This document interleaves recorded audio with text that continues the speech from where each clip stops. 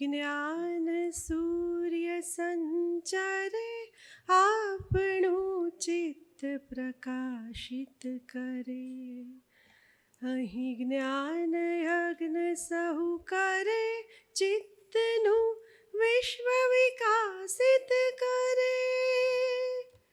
શબ્દ પ્રકાશે, અર્થ ઉજાશે.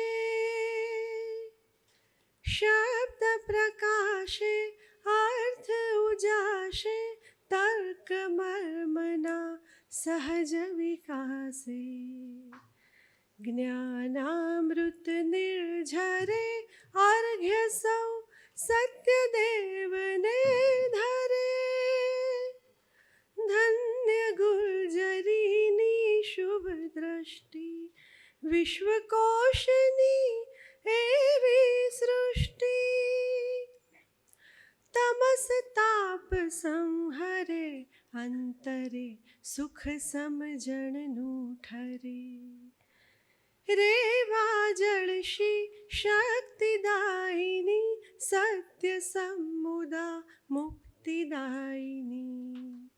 વિશ્વ વિહારજ કરે, શીલ સત્વ સંભરે.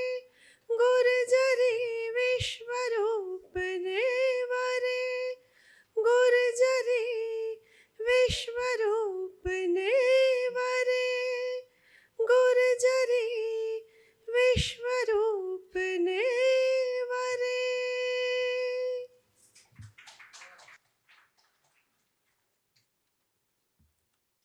ધન્યવાદ અલ્પાબેન.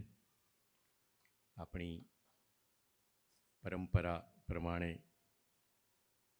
વિશ્વકોશની એવી દ્રષ્ટિ, એ દ્રષ્ટિના વિસ્તારમાં જે વિવિધ આયામો જોડાતા જાય છે, એમાં આજે એક વધારાનો બહુ જ, જેને આપણે સ્થિત્યંતર કહી શકીએ, માઇલસ્ટોન કહી શકીએ, એવો એક આયામ પણ જોડાઈ રહ્યો છે. ભારતીય સાહિત્યમાં આગવું સ્થાન ધરાવતા ભારતીય કથા વિશ્વ વિશેના વાર્તાલાપને માણવા માટે આપણે એકત્રિત થયા છીએ અને જયભાઈ એના વિશે બોલવાના છે. ત્યારે આદરણીય કુમારપાળ દેસાઈ સાહેબને સૌથી પહેલાં આદરણીય મંચનું અને આપ સૌનું સ્વાગત કરવા માટે અને વિશ્વકોશની પ્રવૃત્તિઓ અને ખુલતી ક્ષિતિજો વિશે પણ થોડીક વાત કરવા માટે આદરપૂર્વક વિનંતી કરીશ.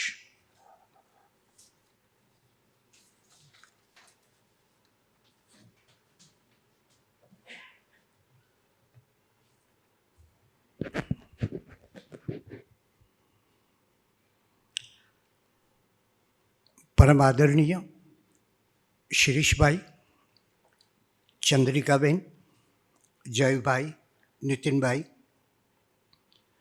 જસુભાઈ કવિ, આદરણીય શ્રી સુરેન્દ્ર કાકા, શ્રી માર્કંડભાઈ ભટ્ટ અને સ્વજનો.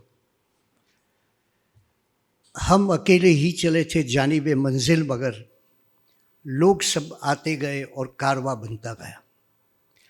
વિશ્વકોશ એ ધીરે ધીરે લોકો આવ્યા અને કારવા બની ગયો. શરૂઆત થઈ HL કોમર્સ હોસ્ટેલના એક ભોજન ગૃહમાં, જ્યાં મોટા ચૂલાઓ હતા, જ્યાં બેસવાની જમવા માટેની પાટલીઓ હતી, અને ત્યાંથી વિશ્વકોશે પ્રારંભ કર્યો.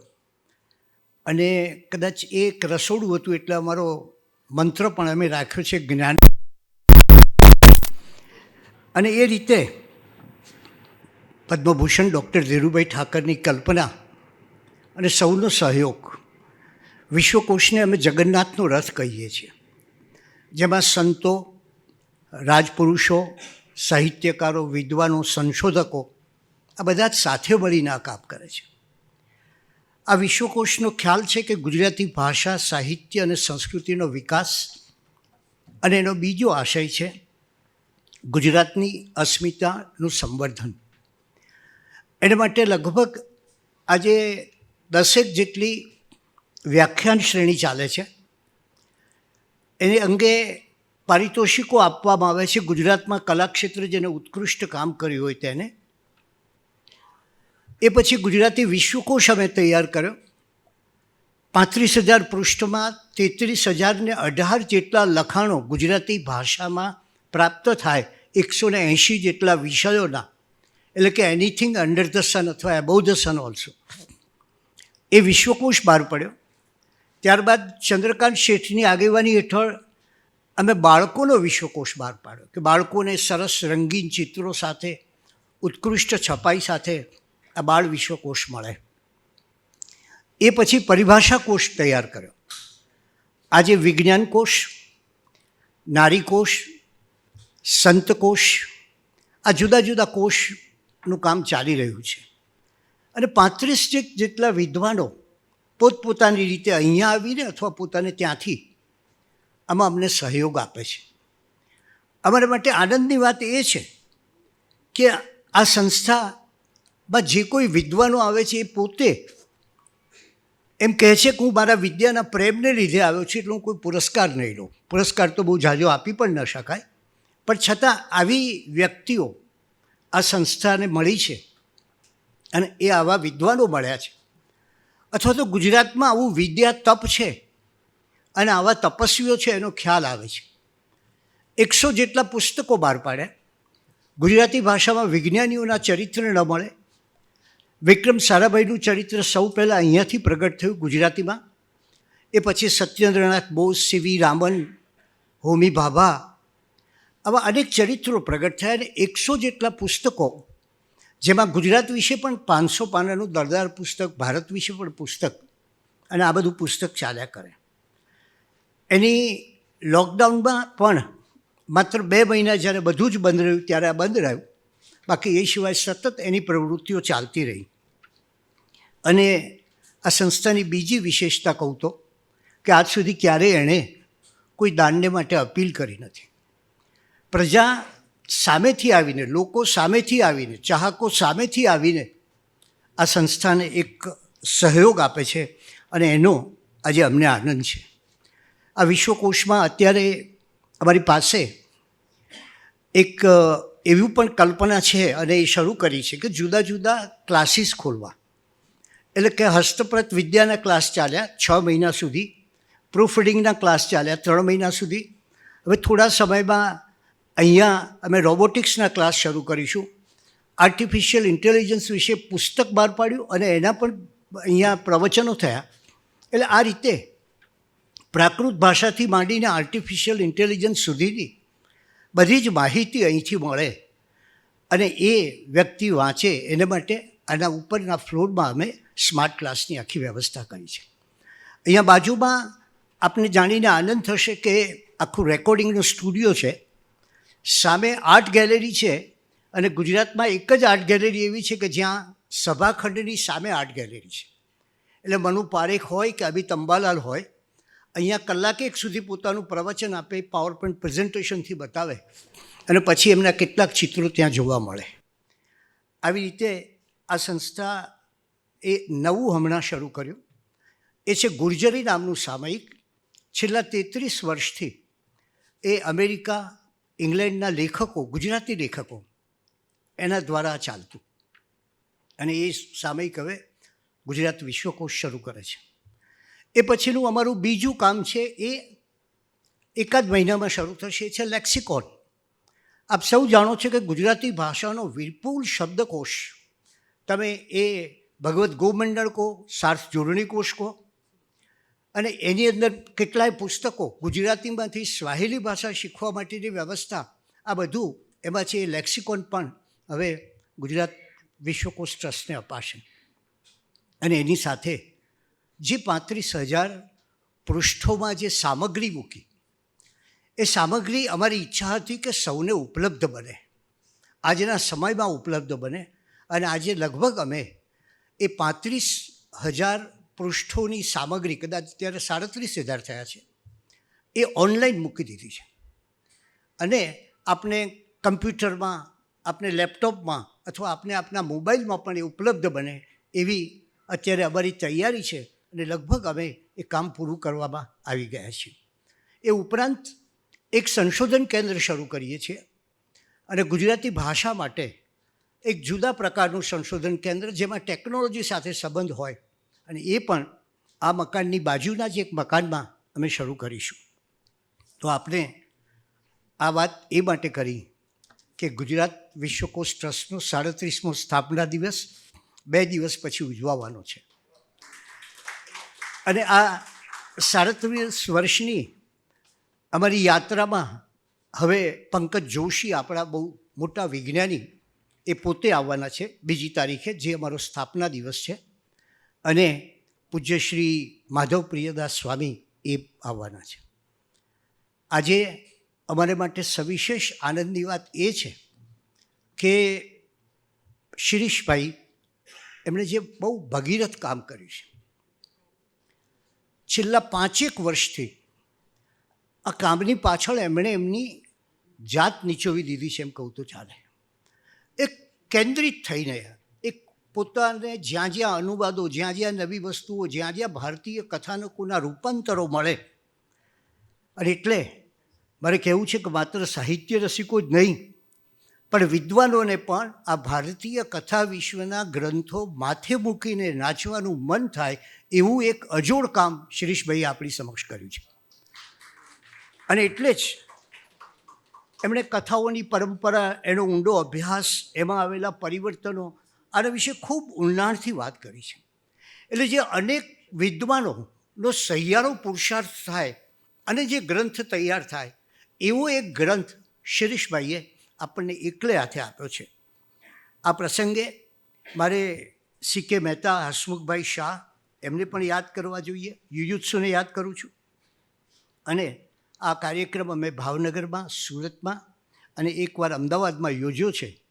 આજે એ કાર્યક્રમમાં જય વસાવડા પોતાને એ વિશે વાત કરવાના છે. જય એ અહીંયા અમારા એક પરિવારના સભ્ય જેવા છે, 5 વખત અહીંયા આવ્યા છે, અને એ આવે ત્યારે આપણને એમ થાય કે એમની પાસે લેખનની જે છટા છે, વક્તવ્યની છટા છે, એનો એક આપણને વિશેષ લાભ મળે છે. એક લીલાછમ વિષયો શોધનારો આ એક લેખક છે, કોલમ લેખક છે, અને એ આજે અહીંયા આવ્યા, એમનું વક્તવ્ય આપણને સૌને આપશે. અને એ માટે આજે આપ સૌ આટલી મોટી સંખ્યામાં આવ્યા છો, એ માટે આપ સૌનો આભાર માનું છું. અને ખાસ તો વડોદરાથી છેક શિરીષભાઈ આટલો શ્રમ લઈને અહીંયા આવ્યા આપણી વચ્ચે, એ માટે એમનો ખાસ વિશ્વકોશ વતી આભાર માનું છું. નમસ્કાર.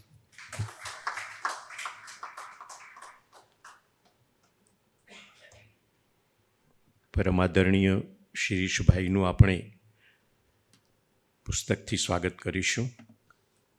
ડૉક્ટર સાહેબ કુમારપાળભાઈને વિનંતી કરું કે શિરીષભાઈનું આપણે અભિવાદન કરીએ, અને એમણે જે ગમતો શ્રમ લીધો છે અને આપણા મૂળ સુધી આપણને લઈ જવાનો, આપણા કુળ સુધી આપણને જોડવાનો જે એક પુરુષાર્થ કર્યો છે, એને અભિનંદીએ.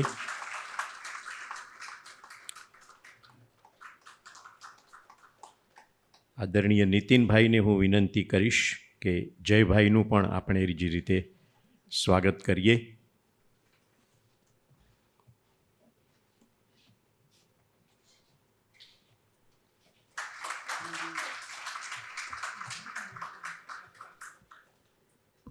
જયભાઈ માટે તો કશું જ ના કહેવાય, આમ એક જ પેલો અલંકાર જાણીતો કે જય એટલે જય, એમ કહીએ તો એમાં બધું જ આવી જાય. એમના વિશે વાત કરવા માટે, આ ગ્રંથો વિશે વાત કરવા માટે આદરણીય નીતિનભાઈને હું વિનંતી કરીશ. નીતિનભાઈ વિશ્વકોશ ટ્રસ્ટના તો ટ્રસ્ટી છે જ, એ સાથે સાથે ગાંધી આશ્રમ સહિત અનેક સંસ્થાઓ સાથે એ બહુ જ સક્રિય રીતે સંકળાયેલા છે. અને થોડીક નવાઈ પણ લાગે ને આશ્ચર્ય પણ થાય કે એક બહુ જ મોટી વિશ્વ પ્રસિદ્ધ સંસ્થાના CEO હોવા છતાં સાહિત્યમાંનો એમનો રસ અને રુચિ, અને તે પણ બહુ જ સક્રિય રસ અને રુચિ. પોતે તો ખૂબ વાંચે જ છે, બીજાને કેવી રીતે વાંચતા કરવા અને એમને પુસ્તકો સુધી લઈ જવા, એ કામ પણ એ બહુ સુપેરે કરે છે. અને આદરણીય સ્વર્ગસ્થ ચંદ્રશંકરભાઈ શુક્લના એ સુપુત્ર છે. એમના વિશે પણ ઘણું કહી શકાય, પણ નીતિનભાઈને હું વિનંતી કરીશ વિશ્વકોશ ટ્રસ્ટના આપણા બધા વતી અને તમારા સૌ વતી કે જયભાઈને આપની સામે રજૂ કરે અને આજના આ પ્રસંગ વિશે વાત કરે.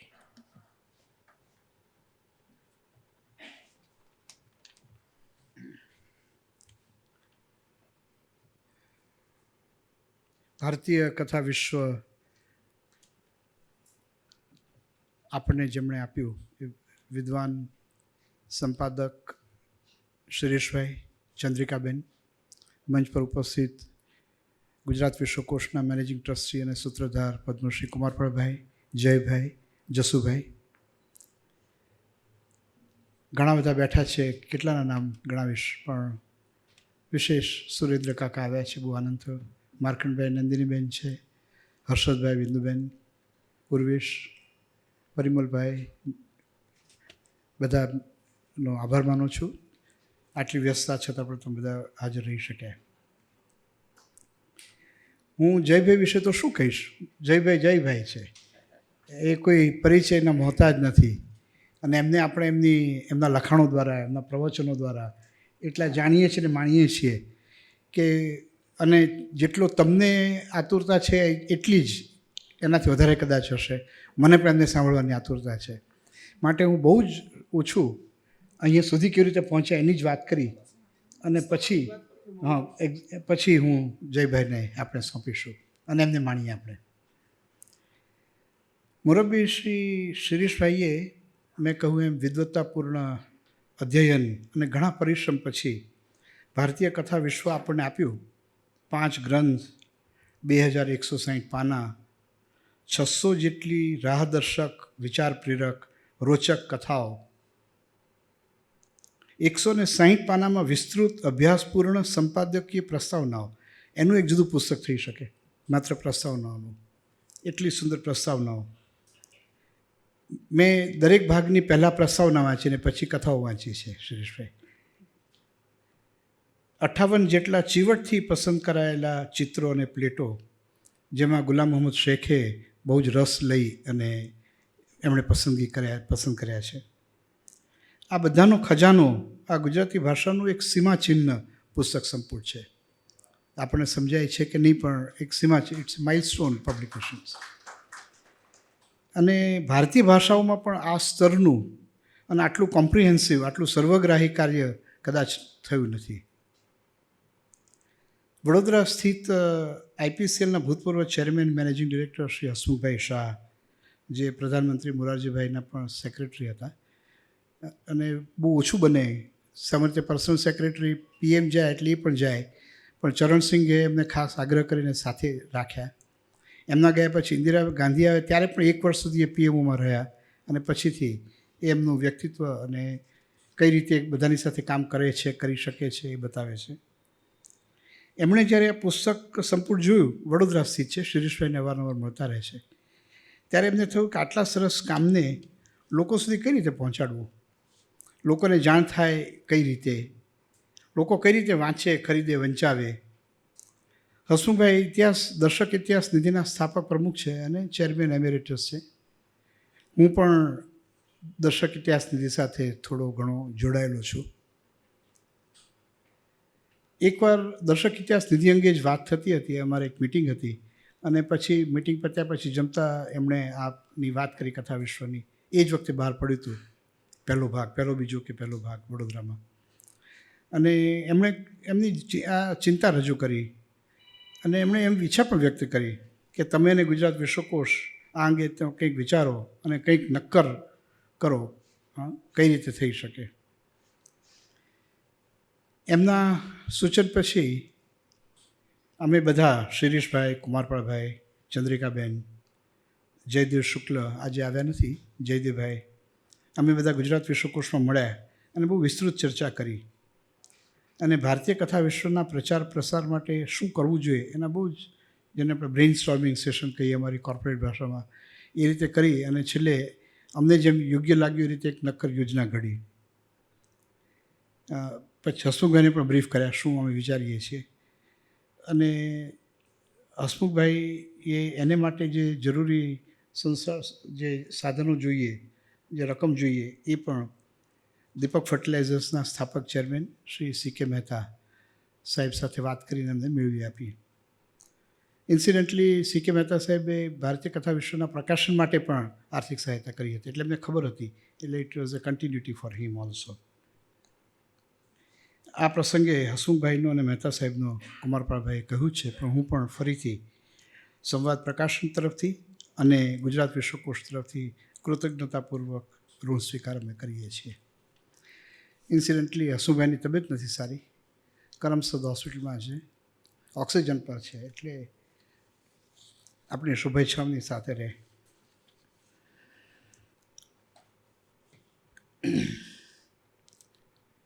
ચોવીસેક મહિના કોરોના ખાતે ઉધારાયા, 21 મહિના ઉધારાયા પછી ભારતીય કથા વિશ્વના પ્રચાર પ્રસારની અમે જે નક્કર યોજનાઓ ઘડી હતી, એ આ થયું એ પહેલાં જે અમે ઘડી હતી, અને એનો પ્રથમ તબક્કો અમે જે અમલમાં મૂક્યો હતો, જેનો કુમારપાળભાઈએ ઉલ્લેખ પણ કર્યો, એમાં અમે સુરત, ભાવનગર, અમદાવાદ, મને વડોદરાને પણ કદાચ પહેલાં થઈ ગયો હતો, પણ એને પણ જો મૂકી શકાય, જે હું કહેવા જઈ રહ્યો છું એને માટે, ત્યાં સારા કાર્યક્રમો થયા. અશોક વાજપાઈ, ગણેશ દેવી, રઘુવીરભાઈ, લભુદાદા બધા આવ્યા. બહુ વિદ્વતાપૂર્ણ પ્રવચનો થયા. કથા વિશ્વમાંથી જ પસંદ કરાયેલી કથાઓના ઉપર આધારિત સ્કીટ જેને કહીએ, અથવા એનું નાટ્ય રૂપાંતરો પણ રજૂ થયા, અને બહુ સરસ રીતે કામ થયું. એની ગુણવત્તા બહુ જ સારી રહી. પણ જે અમારી જે મૂળ અમારો એક બીજો પણ જે ધ્યેય હતો એના પ્રચાર અને પ્રસાર, એમાં અમને આંશિક સફળતા મળી. પછી તો કોરોનાનો કેર ચાલ્યો, એની વાસ્તવિક અથવા તો જે દહેશત, કાલ્પનિક તો નહીં કહું, પણ ડર, જે દહેશતની ડર હતો, એ જેમ ઓછા થતા ગયા, એમ અમને થયું કે આ પ્રચાર પ્રસારનો બીજો તબક્કો હવે આપણે શરૂ કરવો જોઈએ. અને એના અંગે ફરીથી એક વખત અમે ચર્ચા વિચારણા કરી, બ્રેઇનસ્ટોર્મિંગ કરી, અને અમને થયું કે અમે જયભાઈનો સંપર્ક સાધીએ, અને એ રીતે અમે જયભાઈ સુધી પહોંચ્યા. તેઓ એક બધાને ખબર છે, પણ હું ફરીથી કહી રહ્યો છું કે તેઓ વિદ્વાન લોકપ્રિય વક્તા છે, બહુશ્રુત કટાર લેખક છે, અનેક પુસ્તકો એમના પ્રકાશિત થયા છે. વેદ પુરાણથી લઈને આર્ટિફિશિયલ ઇન્ટેલિજન્સ સુધીનો એમનો વ્યાપ છે. એ સતત વાંચતા રહેતા, વિચારતા રહેતા, જેમનામાં અનુભૂતિ અને અભિવ્યક્તિ બહુ સુપેરે છે, અને જેમનું એક યુવાનોમાં અને બધામાં, પણ યુવાનોમાં પણ વિશેષ એક બહુ મોટું ફોલોઈંગ છે, બધા એમને ઘણા સાંભળે છે. તેઓને આ યોજનામાં અમે સામેલ કર્યા, અમે વિનંતી કરી, અને અમને ઘણો આનંદ છે જયભાઈ કે તમે એમાં જોડાયા, તમે અમારી આ વિનંતી સ્વીકારી, અને આ ઉમદા કામ માટે પૂરી નિષ્ઠા અને લગન સાથે અમારી સાથે જ રહ્યા એટલે રહ્યા છો, ચાલુ છે ચાલુ વર્તમાન છે.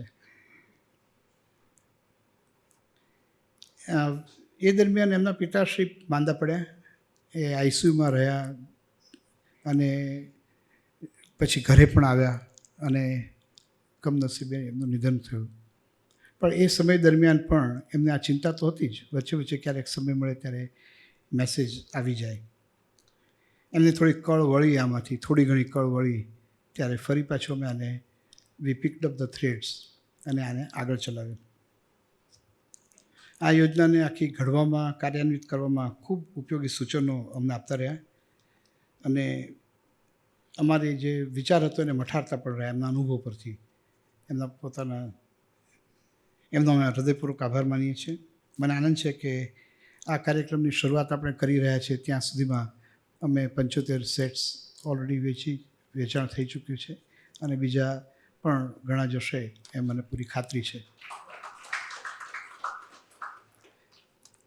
આ આખા પહેલાંની એક્સપિરિયન્સ અને અનુભવ પરથી ફેઝ 3 કઈ રીતે શરૂ કરવો એ અમે ભવિષ્યમાં વિચારીશું. પણ ફરીથી એકવાર Jaybhai, thank you very much. આપ સૌનો ખૂબ આભાર માનું છું. જયભાઈને ઇન્ટ્રોડક્શનની જરૂર નથી જસુભાઈ, એટલે હું વધારે કહેતો નથી. અને હવે આપણે જયભાઈને સાંભળીએ. Thank you.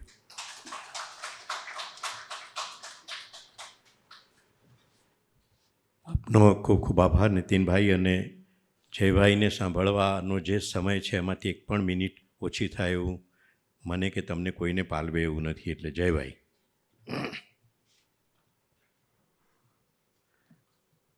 પશ્ચિમમાંથી આવેલા સોશિયલ ડિસ્ટન્સિંગનું ભારતીય શૈલીમાં પાલન કરીને બેઠેલા કથા રસિયાઓ, આ જરૂરી છે. એમાં કંઈ બધું જ ત્યાં હોય, બધું કંઈ આમ કોપી પેસ્ટ કરવાની જરૂર નથી. એ તો બધા એટલા બધા અત્યારે ડરી ગયા છે પાછા એમિક્રોનથી. પણ આપણે ત્યાં હમણાં ગઈકાલે જ એક સમાચાર હતા કે એક લગ્ન થતા હતા અને લગ્નમાં આગ લાગી અને એમાં એક ભાઈ જમતા હતા, એનો વિડીયો આવી ગયો છે કે ભાઈ આપણે ચાંદલો નોંધાવ્યો હોય વસૂલ કરવો, આગ તો લાગ્યા કરે.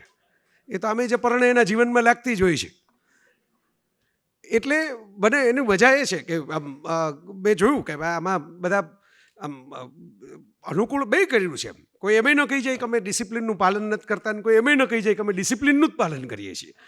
અને મને ગમે છે આ. હું તમને કટાક્ષમાં નથી કહેતો, આ તો હું આમ હરખથી કહું છું. તો કાઠિયાવાડી શૈલી છે આ, કે જરાક આમ કે અડધી સીટમાં થોડીક વાર બેસવા દો ને એમ કરીને બેસવું, અને પછી આખી સીટ કેમ પચાવી પાડી.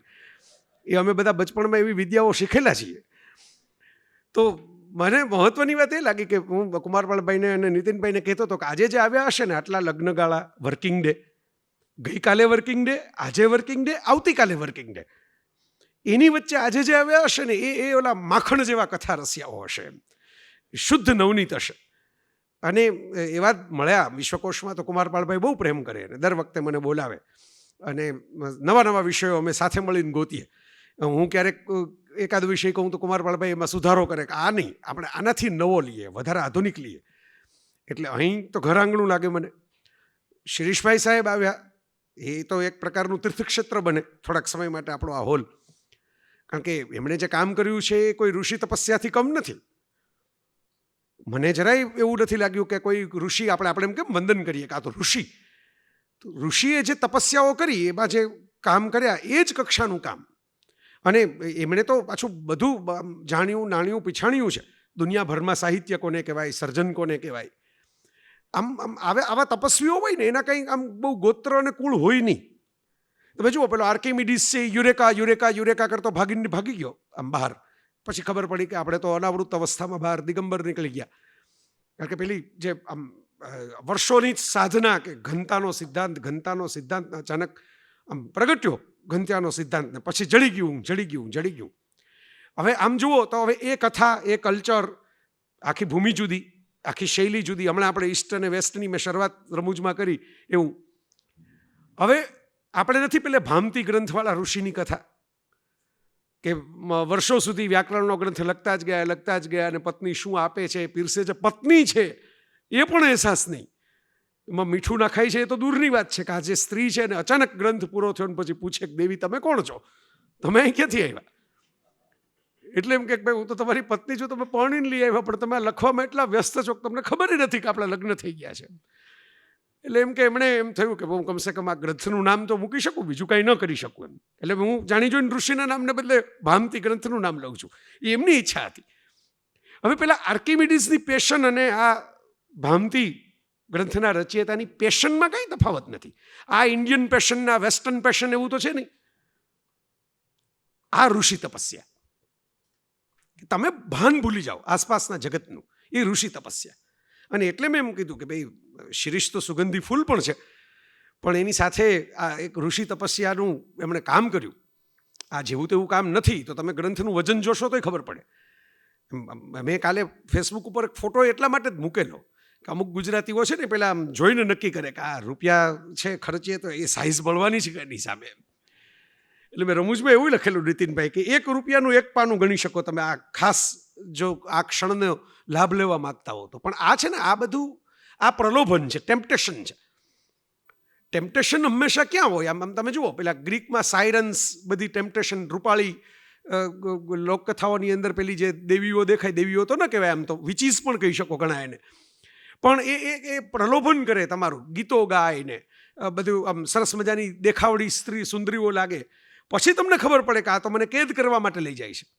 એમ મૂળ તો અમારે તમને કેદ કરવા છે આ ભારતીય કથા વિશ્વમાં. એટલે અમે નાના મોટા આવા જૂના જમાનાના નુસ્ખાઓ થોડાક અજમાવ્યા કે ભાઈ ચાલો આ બહાને પણ લોકોને રસ પડે. અને આવું મોટો યજ્ઞ થાય, જંગલ મેં મોર નાચા કિસને દેખા તો મારા જન્મ પહેલાંનું કહેવાય છે. ભાગ્યેશભાઈએ કે કવિતા લખેલી, ઉચકી સુગંધને ઊભું ગુલાબ, એવું એક કવિતા છે, વગડામાં ગુલાબ ખીલે ને કોઈ જોવે નહીં, ઇન્સ્ટાગ્રામ ઉપર ફોટો ન મુકાય તો શું કેવું, એ ગુલાબનું શું કર્તવ્ય? એવા યુગમાં આપણે જીવીએ છીએ. પણ આ પુસ્તકો એવા નથી કે જેની ભેગા સેલ્ફી પડાવીને તમે ધન્ય થઈ શકો. આ પુસ્તક એવા છે કે જેમાંથી તમારે પસાર થવું પડે. હું પહેલાં હોમવર્ક કરવા બેઠો, એટલે હું આમ સામાન્ય રીતે હું ક્યારેય કાગળ બાગળ રાખતો નથી, મને ફાવતું નથી. એટલા માટે તું આકાશવાણીના એવા પ્રોગ્રામો નથી કરતો, કારણ કે એમાં તો તમને એમ કે પહેલાં સ્ક્રિપ્ટ જમા કરાવો, એટલે મારે હાથ જોડીને એમ કહેવું પડે કે એ મારી લેન નહીં. એડવાન્સમાં સ્ક્રિપ્ટ અહીં તો આવતું જાય, એમ બોલાતું જાય. પણ મારે તમને કહેવું છે કે આ એ કક્ષાના પુસ્તકો છે, આ મારા જ અક્ષરો છે. આગળ બેઠેલા વિદ્વાનો બધા જોઈ શકશે, હર્ષદભાઈ, ભીખેશભાઈ, બધા સાક્ષીઓ બે ચાર રાખીએ ને આપણે, બરાબર, આ મારા જ અક્ષરો છે, બરાબર. આટલું હોમવર્ક મેં કર્યું ને પછી એમ કીધું મેં નીતિનભાઈને કે આમાં મને એમ લાગે છે કે બહુ એકેડેમિક થઈ જશે, આ તો પારાયણ કરવી પડે આટલું બધું કહેવા માટે. તો આ ખાલી બતાવવા માટે ભેગું રાખ્યું કે વક્તાઓએ પણ આ ગ્રંથ ઉપર બોલવા માટે એમને એમ ન જવાય. જેમ મંદિરમાં ચપ્પલ ઉતારીને જવાય, હાથમાં કંઈક ફૂલ લઈને જવાય, સામે એમ કે દીવો પ્રગટ્યો હોય તો એની આશકા આરતી જે હોય એ લેવાય, પછી વંદન કરાય, પછી પેલો ટકોરો વગાડાય અને પછી દર્શન કરાય. આ જે વાત છે ને એવું આ ગ્રંથનું છે કે આ એમનેમ કે હાલો આપણે ભારતમાં જ છીએ ને વાર્તાઓ તો આપણને ખબર જ છે ને આપણા દાદીબાઈ આપણને કહેતા, એમ કરીને પસાર થઈ જવા જેવું આ કામ નથી. આ માટે હોમવર્ક પણ કરવું જોઈએ. મુશ્કેલી એ છે કે અમારા ક્ષેત્રમાં પણ, હું બહુ નિખાલસતાથી તમને પેટ છૂટી વાત કરું, અમારા ક્ષેત્રમાં પણ હવે વક્તવ્યમાં ફાવી જાય એટલે એ ગીત જેવું થઈ ગયું છે કે એકનું એક ગીત તો 100 જગ્યાએ ગાઈ શકાય, એટલે એકનું એક વક્તવ્ય 100 જગ્યાએ થઈ શકે. તો હોમવર્ક કોણ કરે? બોલતા પહેલા લેસન તો કરવું જોઈએ તમારે થોડું ઘણું. એ લેસન કોણ કરે? એ લેસન કરવા માટે તમને મજબૂર કરે ને અમારા જેવા જે લોકો. જે તમને ઉદાહરણ આપું કે વર્લ્ડ કપની કે એવી કોઈક મોટી ફાઇનલ હોય અને ધોની કે સચિન કે એ બધા આગલી રાત્રે રેડી થઈને નેટ પ્રેક્ટિસ કરે, 2-5 મિનિટ બેસે, એની સ્ટ્રેટેજી બનાવે. એ નોર્મલ મેચમાં ન કરે, એને એમ લાગે કે એ તો ઠીક છે, હવે આપણે આટલા અનુભવ પછી આપણે તો બેટ ઉચકીને જતા રહીશું તો થોડુંક તો થઈ જશે, તો એની મેળે મેળે મેચ જીતી જશું. વોક ઓવર જેના માટે અંગ્રેજીમાં શબ્દ છે, જેના માટે અમુક ફિલ્મો આપણે જોઈએ ને તો આપણને ખબર પડે કે આ જે તે ફિલ્મ સ્ટારે, પછી અમિતાભ હોય, ઇરફાન હોય, કોઈ પણ હોય, એને સાઇન એટલા માટે જ કરી છે કે આમાં રૂપિયા મળે ને આપણે સ્લીપ થ્રુ પિક્ચરમાં ઊંઘતા ઊંઘતા પણ એક્ટિંગ કરો તો લોકો જોઈ લેવાના છે, એવી એક્ટિંગ કરીને જતા રહે. આ ગ્રંથ એવા છે કે જેમાં તમારે, મેં કીધું એમ, માત્ર લખનારે જ તપસ્યા ન કરવી પડે, વાંચનારે પણ તપસ્યા કરવી પડે. બંનેનો સહયોગ જોઈએ આમાં. અને એ કક્ષાનું આ કામ થયું છે. આવું કામ કરવું વિકટ કામ છે. એક માણસ કરી શકે, મને શંકા થતી હતી આવું જ્યારે મેં વાંચ્યું કે ભાઈ પહેલી વખત કે આવું થવાનું છે, મને એમ થાય કે એક માણસથી તો કેમ થાય. પણ જેમ એક ઝવેરચંદ મેઘાણીએ સૌરાષ્ટ્રી રસધાર કરી, એ મેઘાણીની હયાતી કરતાં વધારે તો આપણને એમના ગયા પછી ખબર પડી કે શું કરી નાખ્યું. ગ્રીમ બંધુએ જે ભેગું કર્યું, ચૌસરની કેન્ટરબરી ટેલ્સ જે ભેગી થઈ, આ બધા જ્યારે કરી, બધી સંચયન કર્યું પોતપોતાના પ્રદેશમાંથી એ લોકોએ કથાઓનું, ત્યારે એ જ્યારે થતી હતી ત્યારે ખબર ન પડી કોઈને કે આ શું થઈ ગયું છે. આજે વિચાર કરો, આજે ચોસર્સ નથી, ગ્રીમ બ્રધર્સ તો વેબ સિરીઝના કેરેક્ટર થઈ ગયા છે હવે, એ લેવલે પોપ્યુલારિટી. એમણે પોતે તો બહુ કંઈ લખ્યું નથી, એમણે તો ભેગું કર્યું, સંકલન કર્યું. પણ એ કક્ષાએ સંકલન કર્યું કે સંકલનકાર છે એ પણ નાયક થઈ જાય લોકોની નજરમાં. બ્રધર્સ ગ્રીમ જેવી એડવેન્ચર મૂવી બને, ગ્રીમ તમે સર્ચ કરશો ખ્યાલ આવશે, વેબ સિરીઝ છે, એપિસોડિક વેબ સિરીઝ બને. આપણે નસીબે ઉલટું છે કે રસધારમાંથી હીરો હિરોઈન વાળી વાર્તાઓ ગુજરાતી ફિલ્મોમાં આવે, પણ મેઘાણી એકેય વાર્તાનો હીરો ન બને. મેઘાણી હીરો હોય એવી ફિલ્મ કેટલી, એ પણ હીરો છે ને. તો આ શિરીષભાઈ પણ હીરો છે, કથાનાયક છે આપણા.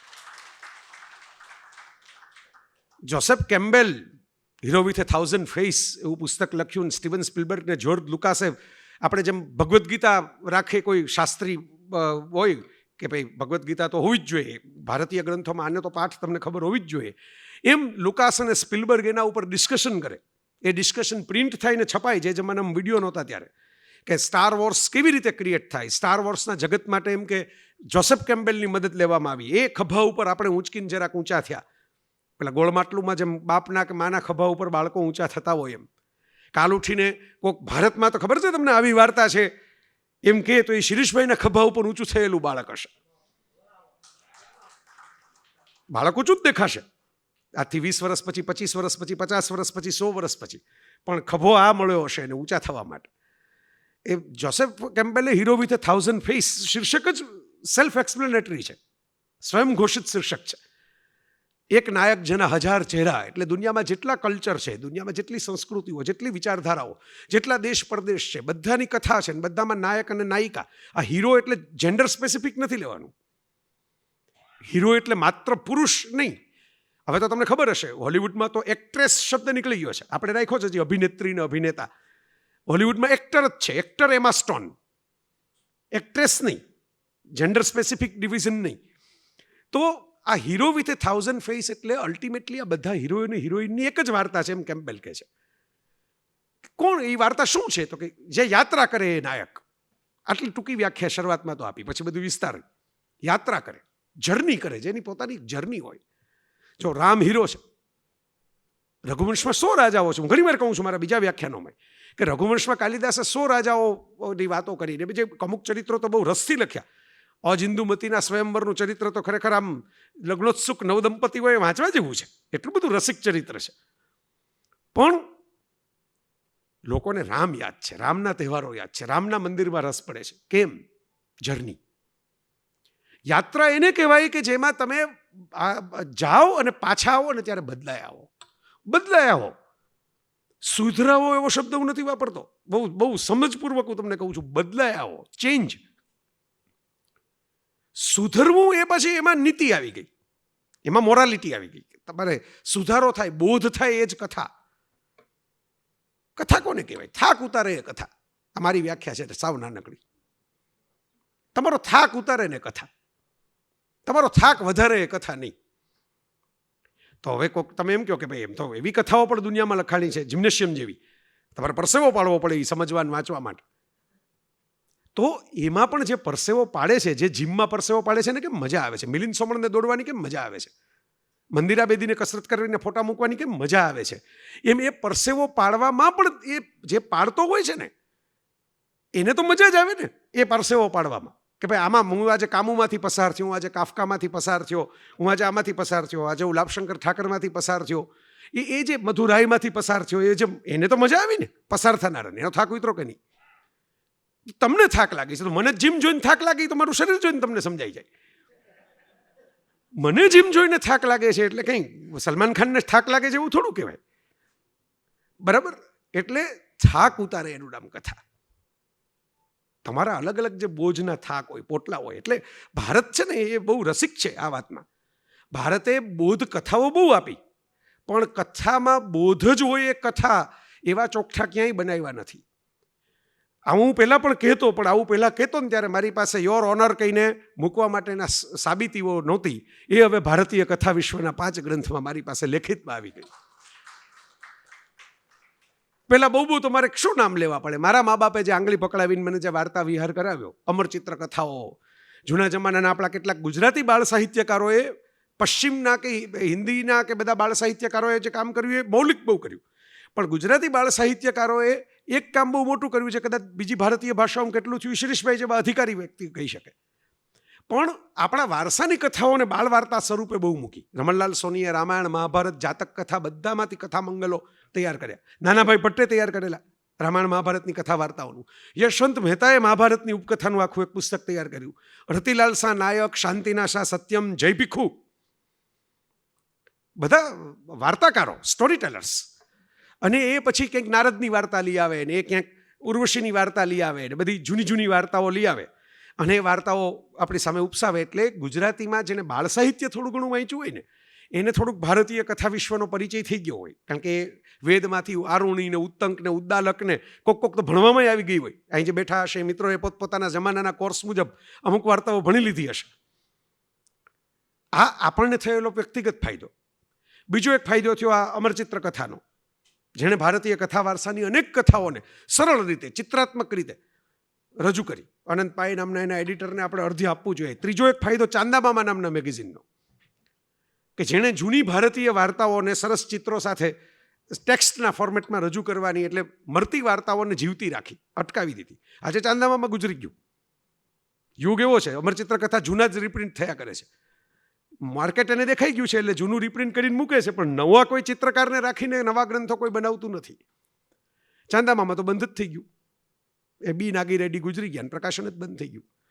આમાં એક માણસે જોઈએ ને, એટલે આમાં યોજક તત્ર દુર્લભ. તમે કહેતા હતા ને હસુભાઈ, તમે પોતે કુમારપાળભાઈ, આવા બી નાગી રેડ્ડીઓ હોય તો કોઈક ચાંદામામાં આપણા ખોળામાં ટપકે, તો એને પણ મારે સલામ કરવાની, એને પણ અર્ધ્ય આપવાનું, એ પણ જરૂરી છે. પણ સૌથી વધારે મહત્વનો મુદ્દો તો એ થાય કે ભાઈ, પહેલી વાત તો એ કે વાર્તા શા માટે? શિરીષભાઈએ જે કામ કર્યું એની તો વાતો આગળ કરીશ. વાર્તા શા માટે? શું કામ વાર્તાઓ? મેં તમને એક વ્યાખ્યા કીધી, થાક ઉતારે. બીજું કહી દીધું, બોધ જ આપે એ કઈ વાર્તા નહીં, રસ આપે ને એ વાર્તા. રસ પડવો જોઈએ. ગમે એવી દુર્બોધ વાર્તા હોય, મને રસ પડવો જોઈએ. તમારા માટે દુર્બોધ છે, મારા માટે રસ છે. રસ નિષ્પત્તિ છે ને, એ જો પરમાત્મા રસ છે, રસો વય સ, એ ભારતીય વિભાવના છે. પરમાત્મા કોઈ જજ છે, પરમાત્મા કોઈ ઇન્સ્પેક્ટર છે, પરમાત્મા કોઈ મોરલ કસ્ટોડિયન છે, આ બધી વેસ્ટર્ન વિભાવના. તો અબ્રાહમિક ધર્મોના પરમાત્મા છે. ભારતીય પરમાત્મા શું છે? તો કે રસ, પેલા રસ છે. સ એકાકી ન રમતે, એટલે એણે લીલા કરી, લીલા કરીને જગતનું નિર્માણ કર્યું. કે આ તો રમત છે, ક્રીડા. એટલે લીલા રાસ જેવો શબ્દ આવ્યો. સૃષ્ટિ શું છે? બ્રહ્મમ સત્ય જગત મિથ્યા છે, એ કઠોર વાક્ય છે શંકરાચાર્યનું. એ કઠોરતા છે એમાં. મહાવીર, બુદ્ધ એ બધા કહી ગયા, એ કઠોર રીતે કહેવાયું. એ જ વાત કૃષ્ણ મોરપિત ફેરવીને કહી દે છે આપણને કે લીલા રાસ છે, મિથ્યા નથી કહેતા, લીલા છે. મિથ્યા તો તમને એમ થાય કે નકામું, કચરા ટોપલીમાં નાખો, ગાર્બેજ. લીલા તો તમને એમ થાય કે હાલો આટો તો મારી આવીએ, કેવી લીલા છે જોઈએ તો ખરા. આમ ચા ખાવું નથી પણ ફોટો તો પાડી આવીએ કે શું શું પીરસાણું છે એનો. કૃષ્ણ લીલારાસની વાત કરે છે. કથા એ લીલારાસ માણસનો, દરેક માણસને ક્યાંક ને ક્યાંક આમ. તમે ઘોડો, એક ખાલી ઘોડો, હુસેનને ઘોડા ચિત્રવા બહુ ગમતા. એક ઘોડો જ તમે પકડો તો ઘોડો કેટલી જગ્યાએ હોય. એ રાણા પ્રતાપનો ચેતક પણ હોય, એ રાણી લક્ષ્મીબાઈનો ઘોડો હોય, એ હાલાજે તારી હાથ વખાણોની પટ્ટી પણ હોય, એ બુર્રાક પણ હોય. મોહમ્મદ પૈગંબર સાહેબની સાથે બધા કથાઓમાં, ઇસ્લામિક કથાઓમાં જોડાયેલા અશ્વો, એ પેલો પાંખવાળો ઉડતો ઘોડો પણ હોય, અરેબિયન નાઇટ્સનો. એ કિંગ આર્થરનો ઘોડો પણ હોય. એ પેલી લેડી ગોડાઈવા છે, એ વસ્ત્રવિહીન થઈને પોતાની પ્રજા માટે નીકળે અને પ્રજા આંખ મીચીને ઊભી રહે એના માન માટે. એ જે ઘોડી ઉપર બેસીને નીકળી હોય, એ ઘોડો પણ હોય. એક જ ઘોડો તમે ઉપાડો તો ઘોડો કેટલી કથાઓમાં દોડે. હવે મુદ્દો એ છે કે દરેક પોતપોતાનો ઘોડો પકડીને બેસી ગયા છે આપણે ત્યાં. કામ આપણો ઘોડો, આ જ ઘોડો, આ ફાઇનલ ઘોડો, એ સિવાયના ઘોડા હોય જ નહીં જગતમાં. ભારત આટલું જજમેન્ટલ નથી, ભારતનો વારસો આટલો ખાનાવાળો નથી. મારા મા બાપે તે થોડું ઘણું મને ઝબકોળ્યો એ મહાનદીની અંદર, એમાંથી હું જે થોડાક ટીપાઓ લઈ આવ્યો એના આધારે મને ખબર પડી કે ભાઈ આ કંઈ આવો સંકુચિત દેશ નથી. આ રામ શ્રેષ્ઠ અને રાવણ કનિષ્ઠ એવા બ્લેક એન્ડ વ્હાઇટ વિભાજન તો મહાભારતમાં ક્યાંય નથી. મહાભારતનો કોઈ હીરો જ નથી. તમે કેમ કૃષ્ણ આપણને ભગવાન તરીકે આપણે સ્વીકૃત કર્યા અને બહુ હાલ આપણે, મેં હમણાં તરત જ લીલારાસમાં કૃષ્ણને યાદ કર્યા એટલે આપણને લાગે પણ કૃષ્ણ કંઈ મહાભારતમાં સતત દેખાતા નથી. મહાભારત કંઈ કૃષ્ણની કથા નથી, ભાગવત કૃષ્ણની કથા છે, એમના બચપણની હરિવંશ કૃષ્ણની કથા છે. પણ મહાભારત કંઈ એકલા કૃષ્ણની કથા નથી. ભીષ્મ પણ એના નાયક નથી. એકિલસ હિલ એવો કોન્સેપ્ટ જે સાહિત્ય જગતની અંદર આવ્યો કે દરેક મહાનાયક હોય એની એક પગની પાનીએ કંઈક એવું બાકી રહી ગયું હોય કે જ્યાંથી તમે કળી પ્રવેશ કરી શકે. હવે જો નળાખ્યાન અને એકિલસ હિલ બે ભેગા થઈ જાય છે. હોમરનું એકિલસ હિલ વાળો વાત કે એકિલસ મહાન યોદ્ધા હતો પણ એની માએ એને પગથી, આ દુર્યોધન વાળી વાત પણ આવે આમાં. એ પાછી મૂળ મહાભારતની વાચનામાં નથી. શિરીષભાઈ ઘણું સંશોધન કરી નાખ્યું છે આવું બધું. લક્ષ્મણ રેખા મૂળ રામાયણમાં નથી, પણ લક્ષ્મણ રેખા આપણા મનમાં ઘૂસી ગઈ છે. હવે વાલ્મીકી રામાયણમાં નથી પણ આપણા મનમાં છે. તો એ વિચાર કરો, Achilles heel, the folly of a great hero. એક પેલી બાએ ઝબકોળેલો એને નદીમાં એકિલસને, એટલે બાકીનું શરીર વજ્રનું થયું, પણ જે પગની પાની પકડી એથી નાના બાળકને આમ ડૂબાડ્યો હતો, એ પાની ખાલી બાકી રહી ગઈ ને એ પાણીમાં જો તમે તીર મારો તો એકિલસ જેવો યોદ્ધો, પડછંદ યોદ્ધો, કદાવર વિજેતા યોદ્ધો પણ પડે. એ દરેક મહાનાયકોમાં છે, દરેક નાયકમાં એક એકિલસ હિલ હોય. અને મહાભારતની મજા જે છે કે એમાં બધા પાસે એક એક એકિલસ હિલ છે. તમે એવી કોઈ યુદ્ધસ્ય કથા રમ્યા, બધા બહુ કીધા રાખે, પણ એવી કોઈ કથા જોઈ કે મહાભારતની અંદર તમે વિચાર કરો કે મહાભારતના મુખ્ય જે લેખક, સર્જક અને ભાગ લેનારા, આપણે ત્યાં તો 2 મહાકાવ્યો એવા કે 2 મહાકાવ્યોના પાત્રો પાછા એમાં ભાગ પડે ને લખે ખરા, વાલ્મીકી અને વેદવ્યાસ. લખનારા પણ ખરા ને 2 કાવ્યોમાં એનું પાત્ર પણ આવે. તમે વિચારો. તો એ જ વેદવ્યાસ છેલ્લે એમ કે યુદ્ધ નિરર્થક છે. આવી યુદ્ધ કથા તો, બધી યુદ્ધ કથાઓ તો પેલી વોર ફિલ્મો તો છેલ્લે બધા જીતી ગયેલા વિનર્સની સાથે પૂરી થાય, પણ વિનર્સ પણ લૂઝર્સ હોય. કૃષ્ણ ચરિત્ર પણ છે કે યાદવાસ્થળી સુધી પહોંચાડીને પૂરું કરવામાં આવે.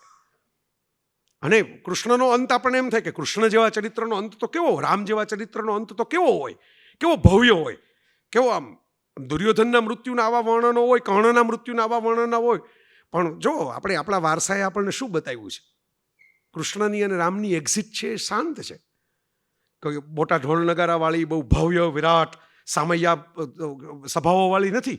એક વૃક્ષની નીચે બેઠા અને પારધી જરા એટલે વૃદ્ધાવસ્થા પણ થાય, પારધીનું તીર લાગી ગયું. રામ તો ઘણા લોકોને તો પૂછવું પડે. આપણે કેબીસીની ક્વિઝમાં માઇથોલોજીના પ્રશ્નો તમને ખબર છે, સોનાક્ષી સિંહા જેના ઘરનું નામ જ રામાયણ છે, જેના ભાઈઓના નામ જ પાછા રામના પલ્લા ઉપર છે, બરાબર. પણ એ સોનાક્ષીને 2-4 સવાલો નહોતા આવડ્યા માઇથોલોજીના. સિદ્ધાર્થ બાસુ એમ કીધું હતું કેબીસીમાં સૌથી અઘરા સવાલ માઇથોલોજીના પડે છે. માઇથોલોજી એટલે મિથક, મિથક એટલે મિથ્યા. પણ આ તો મિથ્યા નથી. ભારત તો એવો દેશ છે કે જેણે મિથ્યાને સત્ય કરી દીધું. તમે બહારની દુનિયાના નજરે જોશો ને, વેસ્ટર્ન એંગલથી જોશો ને, કોઈ બહાર આવેલો કોઈ મુસાફર હોય, કોઈ સ્કોલર હોય, કોઈ લાઇબ્રેરીમાં બેસે ને એમ જોવે કે okay this is epic Ramayana, this is epic Mahabharata. Ramayana એટલે એમાંથી તમને બહાર છે એ ખબર પડી જાય. એ આકારાંત આવે ને, અકારાંતને બદલે એટલે તમને એ ભેદ, પ્રદેશ ભેદની ખબર પડે. તો એમ કહેશે કે okay these are characters of the EPIC. તો કેરેક્ટર્સ ઓફ ધ એપિક તો ઝિયુસ પણ છે.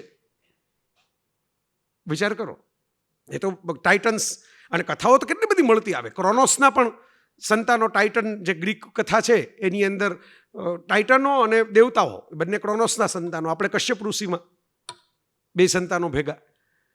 કથાના બીજ તો આમ જેને કહેવાય ને ઓલા ફૂલના પરાગરજની જેમ આમ પક્ષીઓ ઉડાડતા લઈ જાય ને જ્યાં જાય અહીંયા રોપાય ત્યાંથી નવી કથા પ્રગટે. આમ જ થતું હોય દરેક કથામાં. અને કુદરતની જે વ્યવસ્થા છે, સમજી લ્યો, આ પરાગનયન કુદરતની વ્યવસ્થા છે, માણસની વ્યવસ્થા નથી. એટલે માણસે નક્કી કર્યું કે આ બગીચામાં આંબા ઉછેરીશ, આ બગીચામાં ચમેલી હશે, આ બગીચામાં કદંબ હશે.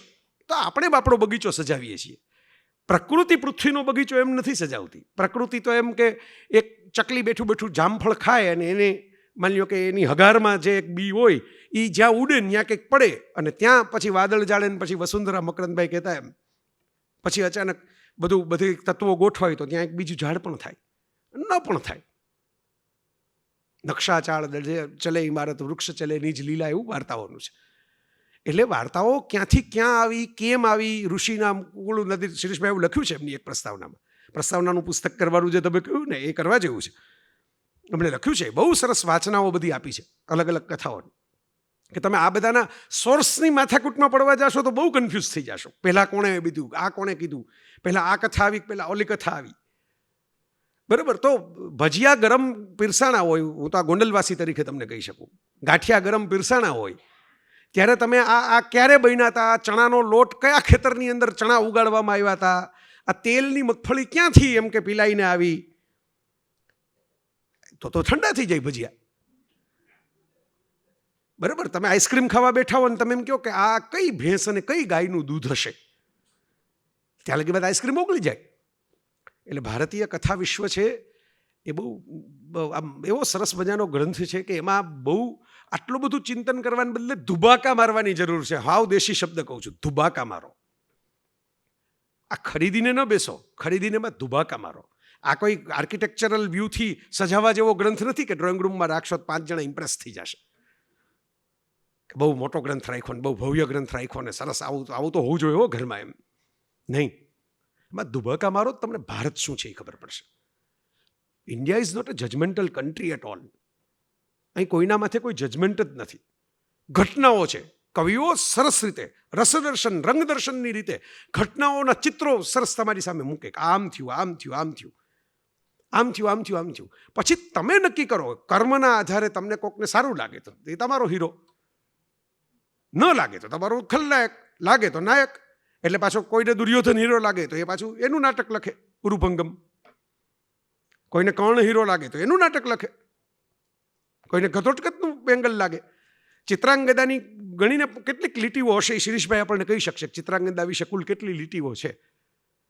પણ રવિન્દ્રનાથ ટાગોર એમાંથી આખું એક મ્યુઝિકલ લખી નાખે અને નિરંજન ભગત પાછું એનું સમશ્લોકી અનુવાદ કરીને આપણને આપે. કોઈનું ધ્યાન કેમ નથી જાતું? કોઈ આમ બધા કહે કે સરસ મજાનો આપણે ઉત્સવ ઉજવીએ, કોઈ કે મ્યુઝિકલ ચિત્રાંગદા બ્રોડવે લેવલનું નાટક થાય એમ છે. એમાં રોમાન્સ છે, એમાં વિરહ છે, એમાં પરાક્રમ છે. અને ટાગોરની પોતાની, હવે વિચાર કરો, ટ્રુથ, બ્યુટી એન્ડ ગુડનેસ એરિસ્ટોટલના શબ્દો છે. ટાગોર અને સત્યમ શિવમ સુંદરમ કહી દીધા. આજે 90% લોકોને એવું લાગે કે આ તો ભારતના શબ્દો છે, પણ ભારતનું જ છે ને. આપણે ભારત એવું માનતું જ નથી કે એરિસ્ટોટલ ભારતનો નથી. આ મુદ્દો સમજવા જેવો છે. ગ્રીસ એવું માનતું હશે કે કૃષ્ણ અમારા નથી કે રામ અમારા નથી, પણ ભારત એવું નથી માનતું કે સિકંદર અમારો નથી. એલેક્ઝાન્ડરનું સિકંદર કરીને નહીં ઘરનો બનાવી લીધે. સિકંદરના ફિલ્મી ગીતો આવે પાછા. મધુર ભંડારકરની એક ફિલ્મમાં તો સિકંદર વાળું ગીત બહુ ફેમસ થઈ ગયું હતું. બરાબર, આ ભારતની બ્યુટી છે. આ નબળાઈ નથી જે ઘણા લોકોને નબળાઈ લાગે છે કે આપણે તો બધું આમ માકા ચૂકા થઈને સ્વીકારી લઈએ ને એડજસ્ટ કરી લઈએ. નહીં, એ કરીએ છીએ ને એટલે જ બટકી નથી ગયા. આ યુનાન મિશ્ર રોમા સબ મિટ ગયે જહાં સે એકડું થવામાં જ ગયા. અમે બેસ્ટ, અમે શ્રેષ્ઠ, અમે બીજું કંઈ લઈએ જ નહીં. એથેન્સ વાળા સ્પાર્ટાન ન ઉપાડે ને સ્પાર્ટા વાળા એથેન્સ ન જોવે ત્યાં લગી પર્શિયાથી કોક આવી જાય, અને જે પર્શિયાથી આવ્યા હોય એ જાય, ક્યાંય કોક ત્રીજું એનાથી વધારે આવી જાય. ભારત છે ને એ પાણીનો દેશ છે, હું એમ કહું. વાયુનો દેશ છે, પાણીનો દેશ છે. બરાબર, જેમ જળ પોતાની જગ્યા કરે, જેમ પવન પોતાની જગ્યા કરે, તમને ખબર ન પડે કે જળ અને પવને ક્યારે પોતાની જગ્યા કરી લીધી, એમ ભારત છે ને પોતાની જગ્યા કરી લે. એટલે અહીં બધી વસ્તુઓ સ્વીકારાય છે, બધી વસ્તુઓનો ઉત્સવ થાય, બધા પાત્રો પોતાના થઈ જાય. અહીં મેં એવું તમે એવા જોયા હશે, ગામડાના એવા ડોશીમાઓ તમે મળ્યા હશો કે જેને તમે એમ કહો કે ભાઈ આ છે ને આ ફલાણા પીરની દરગાહ છે, ધારો કે એમ કહો એમ કે જે બરાબર આ જીસસ ક્રાઇસ્ટ વાળું કંઈક છે. બરાબર, હું પોતે ઇઝરાયલ જઈને પેલું હોલી વોટર ત્યાં મળતું હતું, ત્યાં મને આપ્યું, હોલી સેપલ્ચરની અંદર ગયો તો લઈ આવ્યો.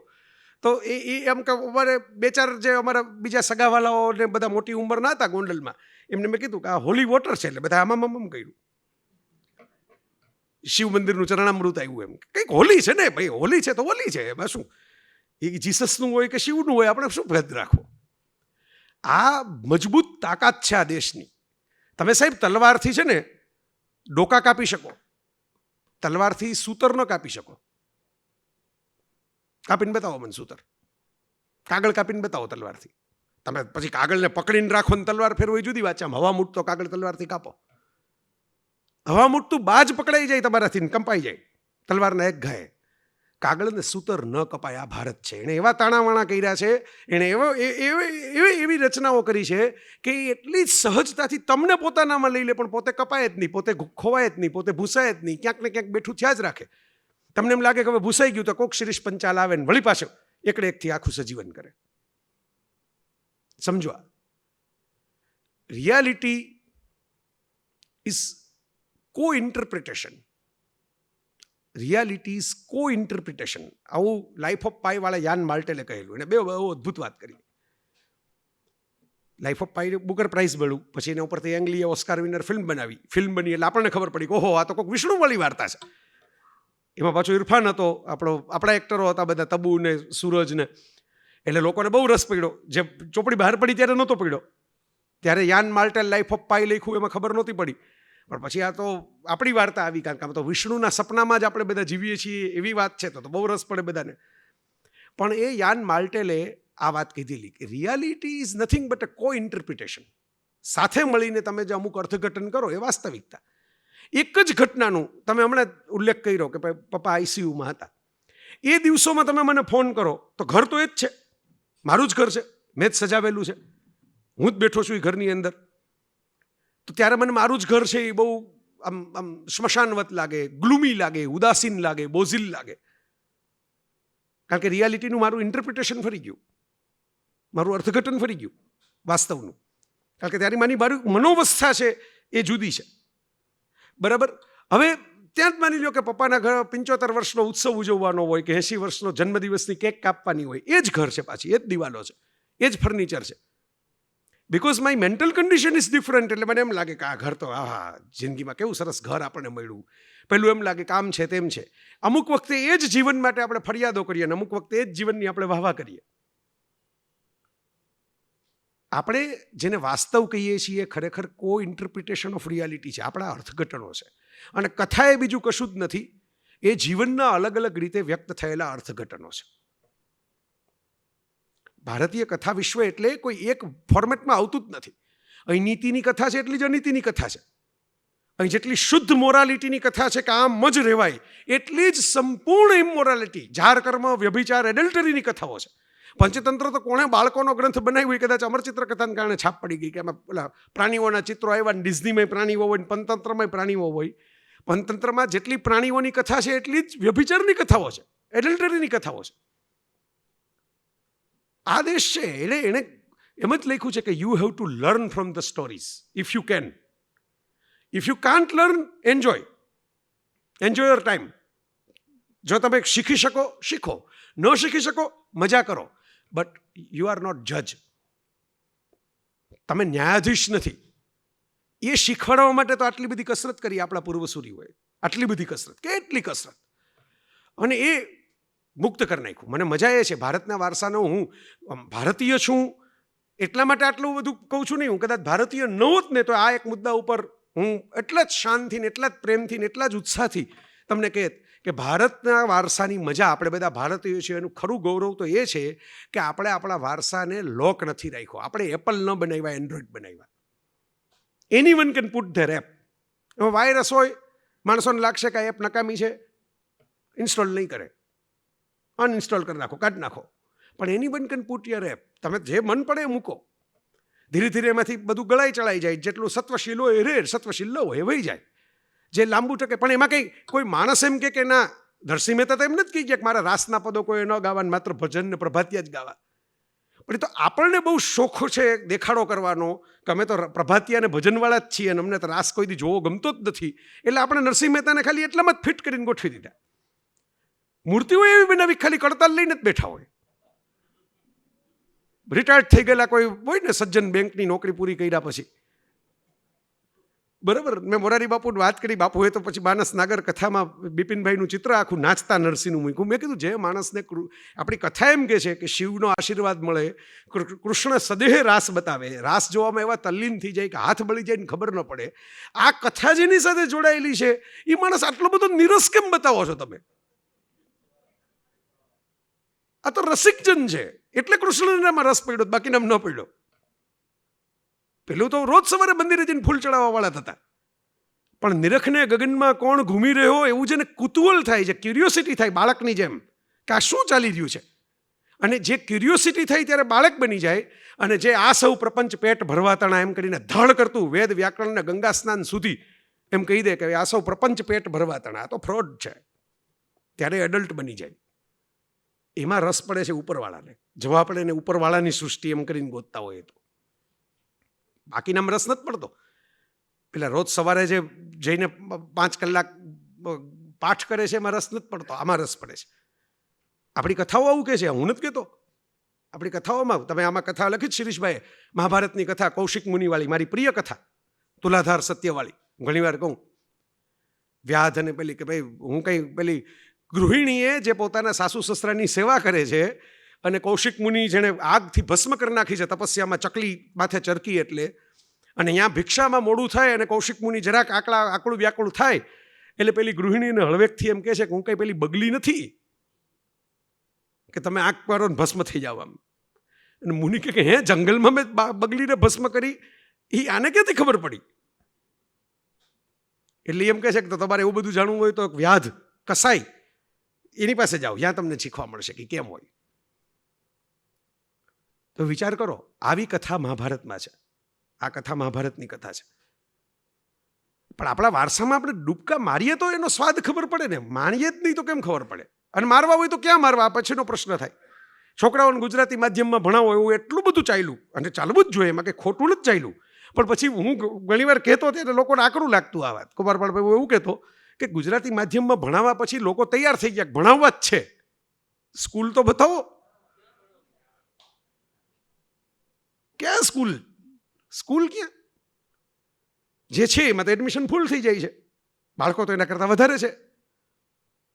તો તમે બે જાહેરાત કરી દીધી કે આવતીકાલે સવારે એમ કે નવું મોબાઈલનું મોડેલ આવી રહ્યું છે, 5G વાળું છે, આવું છે, તેવું છે, ફલાણું છે, ઢીકણું છે. પછી હોવું તો જોઈએ ડિસ્ટ્રીબ્યુટર પાસે. હું છાપું વાંચીને ગયો લેવા માટે કે બોલું નવું મોબાઈલનું મોડેલ આપો, આર્યા પૈસા, ક્રેડિટ કાર્ડ લઈને આવ્યો છું, ચેક લઈને આવ્યો છું. મોડેલ અવેલેબલ જ નથી. શિરીષભાઈના ભારતીય કથા વિશ્વએ સૌથી મહત્વનું કામ આ કર્યું કે એક જગ્યાએ બધું અવેલેબલ કરીને તમને આપ્યું કે જુઓ આ જો વેદ, ઉપનિષદ, મહાભારત, રામાયણ, એપિક તમે ગણો, અલગ અલગ બધા સંસ્કૃત કાવ્યો, પ્રાકૃત કાવ્યો, કેટલી બધી વસ્તુઓ, જાતક કથાઓ. અને આ બધી વાર્તાઓમાં કંઈ એવું નથી ખાલી આમ એમને માટો મારી લ્યો અને તમે સ્કોલર તરીકે મજા આવે. મેં બચપણમાં પછી મને ખબર પડી કે આ તો જાતક કથા છે. બચપણમાં પહેલી વાર્તા વાંચી હતી કે ભાઈ કેરીનું પેલું ઝાડ હતું જેમાં લૂંટારાઓ લૂંટી લેતા હતા ઝેરી ફળ ખવડાવીને, અને એક પેલો ત્યાંથી વણઝાર લઈને પોઠ લઈને વેપારી નીકળો અને એણે બધાને ના પાડી કે આ ફળ ખાવા જેવું નહીં હોય. કેમ ખાવા જેવું નહીં હોય?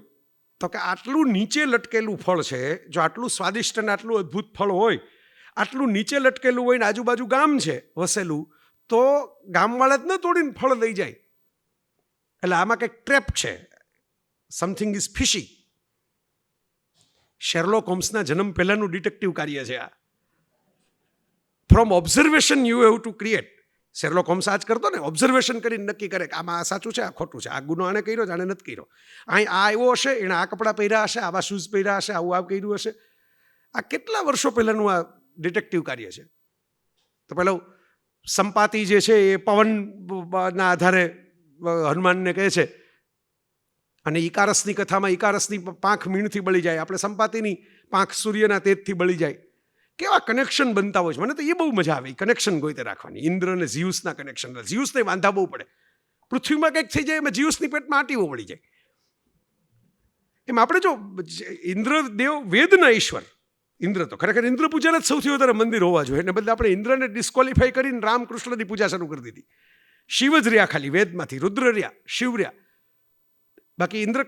કારણ કે ઇન્દ્રને જોઈને માણસોને એમ થાય કે આમાં બહુ પૂજા કરવા જેવું લાગતું નથી.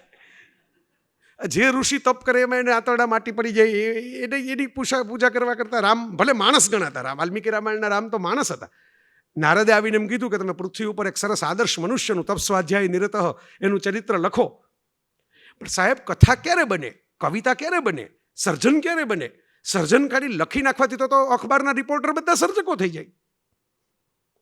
અહીં તો એવા તંત્રીઓ કહી શકાય, એવા સંપાદકો કહી શકે એવા મહાનુભાવો બેઠા છે. તો અહેવાલ લખો એટલે તમે સર્જક થઈ ગયા.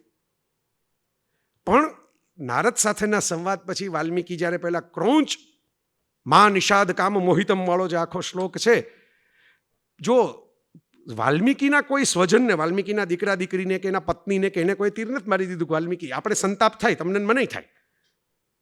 રસ્તામાં કંઈક ટોળું ઊભું હોય ને આપણે એમ કહીએ કે એક્સિડન્ટ થયો છે, એ જોઈને આપણને સંતાપ ન થાય. આપણને ટ્રાફિકમાંથી કેમ નીકળવું એનો સંતાપ થાય કે આમાં મોડું થશે હવે રિસેપ્શનમાં જમવામાં.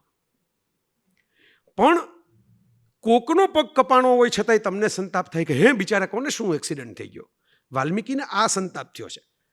ક્રૌંચ યુગલ કંઈ વાલ્મીકીને થેન્ક યુ કહેવા નહોતું આવવાનું, પણ કામ મોહિતમ મૈથુન રત જે યુગલ છે એને તું પારધી ડિસ્ટર્બ કેમ કરી શક? વિચાર તો કરો. આ આદિકવિ જ્યાંથી બધું સર્જન થયું એ કે તું પ્રણય રત યુગલને ડિસ્ટર્બ કરી તારું સૌથી મોટું તો ખરાબમાં ખરાબ ઓફેન્સિવ અશ્લીલ વલ્ગર કાર્ય જ આ છે કે બે જણા પ્રેમ કરે એમાં તું ડોકાશિયા કાઢવા ગયો. હાવ દેશી ભાષામાં મેં તમને કીધું એ નિષાદ. પણ એ જે સેન્સિટિવિટીની જે રણઝણાટ છે ને અંદર, જે સેન્સિટિવિટી રણઝણી સંવેદનાઓ વાલ્મીકીની કે હે હર હાય, બસ ત્યારે ત્યાં લગી પહેલાં લૂંટારા હતા એ પછી કથાઓ બધી ઘણી છે, પછી ઋષિ થયા એ પણ કથાઓ છે, પણ કવિ પછી થયા. તમે બીજાના આંસુએ રોઈ શકો અને બીજાના સ્મિતે હસી શકો તો તમે કવિ થાઓ, તો તમે સર્જક થાઓ, તો તમે કથાકાર થાઓ. આ ભારત કહે તમને, આ ભારત શીખવાડે છે. સાક્ષી ભાવ ખાલી ગીતામાં નથી, સાક્ષી ભાવ વેદવ્યાસ પોતાનામાં છે. પોતાના જન્મની, ગર્ભાધાનની, માતાની, પોતે નિયોગ જે કર્યો એનાથી થયેલા સંતાનોની, એના સુકૃત્યો, દુષ્કૃત્યો, વસંત વિજય કાંતે જે લખ્યું એવું માદ્રી સાથે સેન્સીસનો વિજય, આ ભારત છે. મહાભારતમાં કાંત જેવા કવિ આપણને કહી ગયા છે, આના માટે કંઈ જય વસાવડા સુધી પહોંચવાની જરૂર નથી તમારે. આ વસંતનો વિજય થયો, સેન્સીસ છે એ જીતી ગઈ સંયમ ઉપર. અને એને કેવું સરસ રૂપક, આ કવિતા છે, ત્યાં રૂપકનું નામ આપ્યું વસંત વિજય. આ ભારત છે. આ ભારતનો દરિયો ઉલેચવો ને અત્યંત કઠિન કામ છે. એટલા કોન્ટ્રાડિક્શન મળે, ભરપૂર વિરોધાભાસો એક જ ગ્રંથમાં અલગ અલગ રીતે. કૃષ્ણ તો આખું ચરિત્ર જે છે કે હું મારું નક્કી નહીં, હું વિષ્ટિકાર તરીકે બેઠો બેઠો જોયાય કરું, સાંભળ્યું ખરો, અને હું તો વિરાટ સ્વરૂપ ધારણ કરીને તમને ડરાવું ખરો. આઈ એમ અનપ્રેડિક્ટેબલ. ઓશો એવું કીધેલું કે કૃષ્ણ આપણને વાલા એટલે લાગે છે કે એ અનપ્રેડિક્ટેબલ છે. પ્રેડિક્ટેબલ છે ને એને તો માણસ સમજી જાય. એટલે સગાઈ પહેલાંનો જે રોમાંચો એ લગ્ન પછી નથી રહેતો. પાત્રો તો એ જ રહે છે પણ પ્રેડિક્ટેબલ થઈ જાય છે, ટેકન ફોર ગ્રાન્ટેડ લેવાઈ જાય છે. કૃષ્ણ છે અનપ્રેડિક્ટેબલ છે, ક્યારે કઈ સ્થિતિમાં શું કરે એ ખબર નથી પડતી, એટલે આપણને વાલા લાગે છે. તો આપણે આ કથાઓ લખી અને અલગ અલગ બધાએ પોતપોતાના ઇન્ટરપ્રિટેશન કર્યા. રામાયણ મહાભારતમાં પણ, એના પછીની કથાઓમાં પણ. વસુદેવ હિન્દી જેવી કથા છે, એમાં વસુદેવ છે એ પોતાના પરાક્રમોની કથા કે ગ્રાન્ડ ચિલ્ડ્રનને. દાદા એમ કે એક જમાનો, મારો એક જમાનો હતો, કોણ માનશે વાળું, કે જો મેં પરાક્રમો બહુ કર્યા, તમને ખબર છે. એટલે આપણે તો કૃષ્ણના જ પરાક્રમની ખબર હોય, વસુદેવના પરાક્રમો. હવે એ ખરેખર કંઈ કૃષ્ણ ચરિત્રના કોઈ ઓથેન્ટિક ગ્રંથોમાં તો આ છે નહીં, કોઈ કૃષ્ણ કથાઓમાં કે એના મોટા વિદ્વાનોમાં તો તમે વસુદેવ હિન્દીને ગણી ન શકો. એ ગ્રંથને એ લોકો માન્ય ગણે નહીં, એ પાછું જૈન શાસ્ત્રની અંદર જતો રહે. પણ મજા આ છે સાહેબ, ભારતની મજા આ છે કે ભારતના પાત્રો ખુલ્લા છે તમારા માટે. આ અડી શકાય ના ન અડી શકાય એવું ભારતમાં નથી. અડો, લહેર કરો, જાઓ. કૃષ્ણ બાપુજીને તમારે હીરો બનાવીને નવી વાર્તા લખવી તો એ લખો. કૃષ્ણને તો હું કૃષ્ણના બાપને અડો. ગ્રંથ છે હું કહું છું, હું કઈ જય વસાવડાનું ઇન્ટરપ્રિટેશન નથી કહેતો. વસુદેવ હિન્દી મારા પૂર્વજોના જન્મ પહેલા લખાયેલો ગ્રંથ છે. અડો, તમને મોજ પડીને તમે કરો. ગીત ગોવિંદ, રાધા અને કૃષ્ણને પ્રેમાલાપનું જયદેવને લખવું એ લખો. કોણ જજ કરશે? કોર્ટ જજ કેવી રીતે કરે? જજ કોણ કરશે? કાળ કરશે. ભારતના દરેક કથાનકોમાં આ વસ્તુ બહુ આવે, કાળ કાળ કાળ. કાળ જજ કરશે. એ ક્યાંકથી ક્યાંક કનેક્શન બનાવશે. એ કોઈક ખાંડવ દહનમાં માની લો કે કંઈક અવતાર જેવી જ વાર્તા છે ને, ખાંડવ દહનની એક એંગલથી જુઓ તો. શિરીષભાઈ જેવા ચશ્મા ચડાવીને, લેન્સ ચડાવીને, વ્યૂ પોઈન્ટથી તમે જો ટેલિસ્કોપથી જુઓ તો અવતાર મૂવીમાં આપણે જે વાર્તા જોઈ કે ઓલા નાવી લોકો રહેતા હતા, ત્યાં અચાનક એમ કે બધું એમ ખાંડવ દહન, કારણ કે જૂનું નવું બનાવવા માટે જૂનું કરવું પડે ને. એમાં એક નાગ છે એને વાંધો પડ્યો, અને વાંધો પડ્યો તો એણે એ વાંધાનું કનેક્શન કાઢ્યું.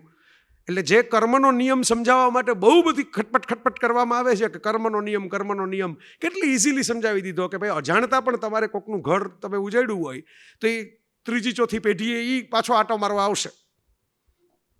વિચાર કરજો, આટલું ધ્યાન રાખજો. પણ આપણે છે ને આપણું સિલેક્શન બહુ, જો અહીં જેટલા બેઠા છે ને બધાએ બચપણમાં સત્યવાન સાવિત્રીની વાર્તાઓ સાંભળી જશે. જેટલા બેઠા ને બધાએ ભારતીય વારસામાંથી સત્યવાન, એમાં છે ને મજા બહુ આવે બધાને. શું કામ? કારણ કે આ કોઈક હોસ્પિટલમાં માંદા પડીને હોતા હોય ત્યારે ટિફિન લઈને આવે તો ખરા. આવી ટ્રેનિંગ બચપણમાં આપી હોય તો સાવિત્રી થવાની. એટલે આપણા પુરુષ પ્રધાન સમાજે સત્યવાન સાવિત્રીને હાઇલાઇટ કરીને આમ જેને કહેવાય મૂળ કથા ક્યાંથી આવી એ લોકોને ઘણીવાર તો ખબર ન હોય.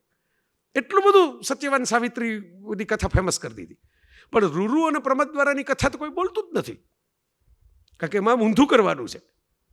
સાવિત્રી યમરાજની પાછળ ભાગે એને બદલે રૂરુ બ્રહ્માની પાછળ ભાગે છે કે મારું આયુષ્ય લઈ લ્યો અને મારી પત્નીને આપો. ત્યાં વાંધો પડી જાય પાછો કે આ બા તો આપણે કોકને સાવિત્રી થવાનું કહીએ ત્યારે એ આપણને રૂરુ થવાનું કહેશે તો કેમ મેળ પડશે? અને રૂરુ કોણ? ચવન સુકન્યા, ચવનપ્રાશવાળા. હવે આપણે એમ ઓળખાણ આપવી પડે અમુક લોકોને તો, કારણ કે એને ચવન કયો તો પાછું ઉપરથી જાય, એટલે એમ કહેવું પડે કે ચવનપ્રાશવાળા, ચવન ઋષિ.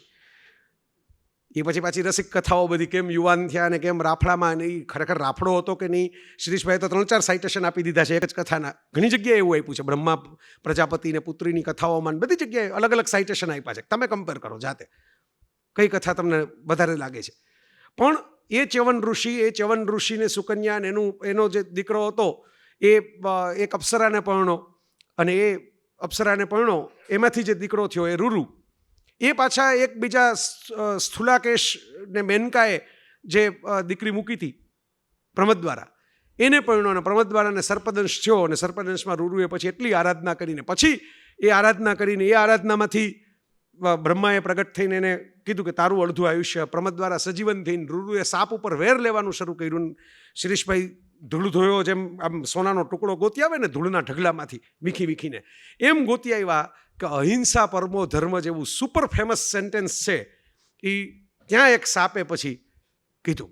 દિંડબકે નામનો એક સાપ હતો, એણે રૂરુને એમ કીધું કે ભાઈ તું કારણ વગર બધાય સાપને કાં મારવા પણ તારી પત્નીને એક સાપ દસી ગયો એટલે હું આખી સાપ જાતિ જવાબદાર એના માટે. એ સાપ બોલે છે, વિચાર કરો. પાછું બોલાવ્યું જ કથા કરે કોની પાસે? સાપની પાસે. અહિંસા પરમો ધર્મ.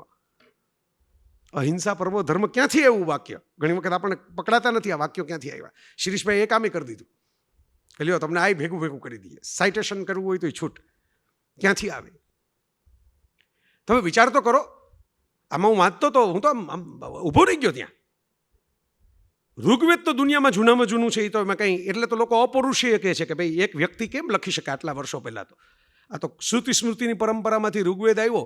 તમે કલ્પના કરો સાહેબ, ઋગ્વેદની અંદર પૂર્વશી પુરુરવાની આખી કથા નથી. આખી કથા તો વિક્રમો વર્ષીયોમાં બને છે. જ્યારે આમ કાલિદાસ જેવો માણસ રંગપૂર્ણી કરે છે, કનેક્ટિંગ ધ ડોટ્સ, ટપકાઓ જોડીને ચિત્ર બનાવે છે આખું.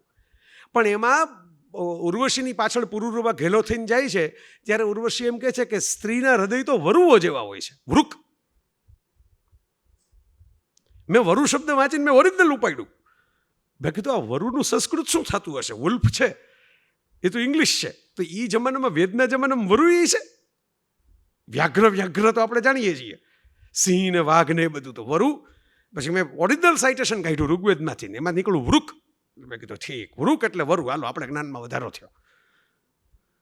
કોઈક વુલ્ફ અને વૃક પાછો આમ બોલવામાં જ લગભગ સરખું લાગે ફોનેટિક્સની એંગલથી જુઓ તો. સ્ત્રીના હૃદય તો વરુઓ જેવા હોય છે. હવે વિચાર કરો, આ કોઈક 21મી સદીની કોઈ ડાર્ક કથાની કોઈ નાયિકા કહેતી હોય એના નાયકને, એવું કોઈક પાત્ર છે. આ કોઈ નવી ચરિત્રની કથાઓમાં રચાતું હોય ને કોઈક સ્ત્રી છે એ પુરુષના માંગલીના ટેરવે રમાડીને પછી એમ કહેતી હોય, એવું પાત્ર છે. ઓલા ઇશ્કિયામાં નથી કહેતો કે ઓરત અને મર્દવાળો ડાયલોગ, અરશદ વારસી ને નરસુદ્દીન શાહ ને વિદ્યા બાલન વાળું ઇશ્કિયા, એવો ડાયલોગ છે ઋગ્વેદમાં છે. પણ તમને શિરીષભાઈ કોઈક બતાવે આંગળી પકડીને ત્યારે જોશો કે એમને જોશો? ઋગ્વેદમાં તો પસાર થવું અડાબીટ જંગલ છે. તમારે જેમ મોટા મ્યુઝિયમમાં, મોટા જંગલમાં ભૂમિયા જોઈએ ને, ગાઈડ જોઈએ ને, ભારતીય કથા વિશ્વને શિરીષ પંચાલા ભૂમિયા છે, આ ગાઈડ છે. જે તમને આડી અવળી કેળીઓમાં ન ફસાઈ જાઓ, ઊંધા ચત્તા ન જતા રહ્યો, પણ તમારે જોવાનું છે એ જોઈને જ બહાર નીકળો. એમાં તમને રહી જાય એવું ન થાય. તમારે જ્યાં પગ બોળવાના છે ત્યાં બોળી જ લ્યો, અને જે ફળ ખાવાનું છે ખાઈ જ લ્યો. એ પ્રયાસ એટલે ભારતીય કથા વિશ્વનો યજ્ઞ, એ પ્રયાસ છે. એટલે મેં તમને કીધું ને કે આ એક વાતમાં સમાય એમ નથી.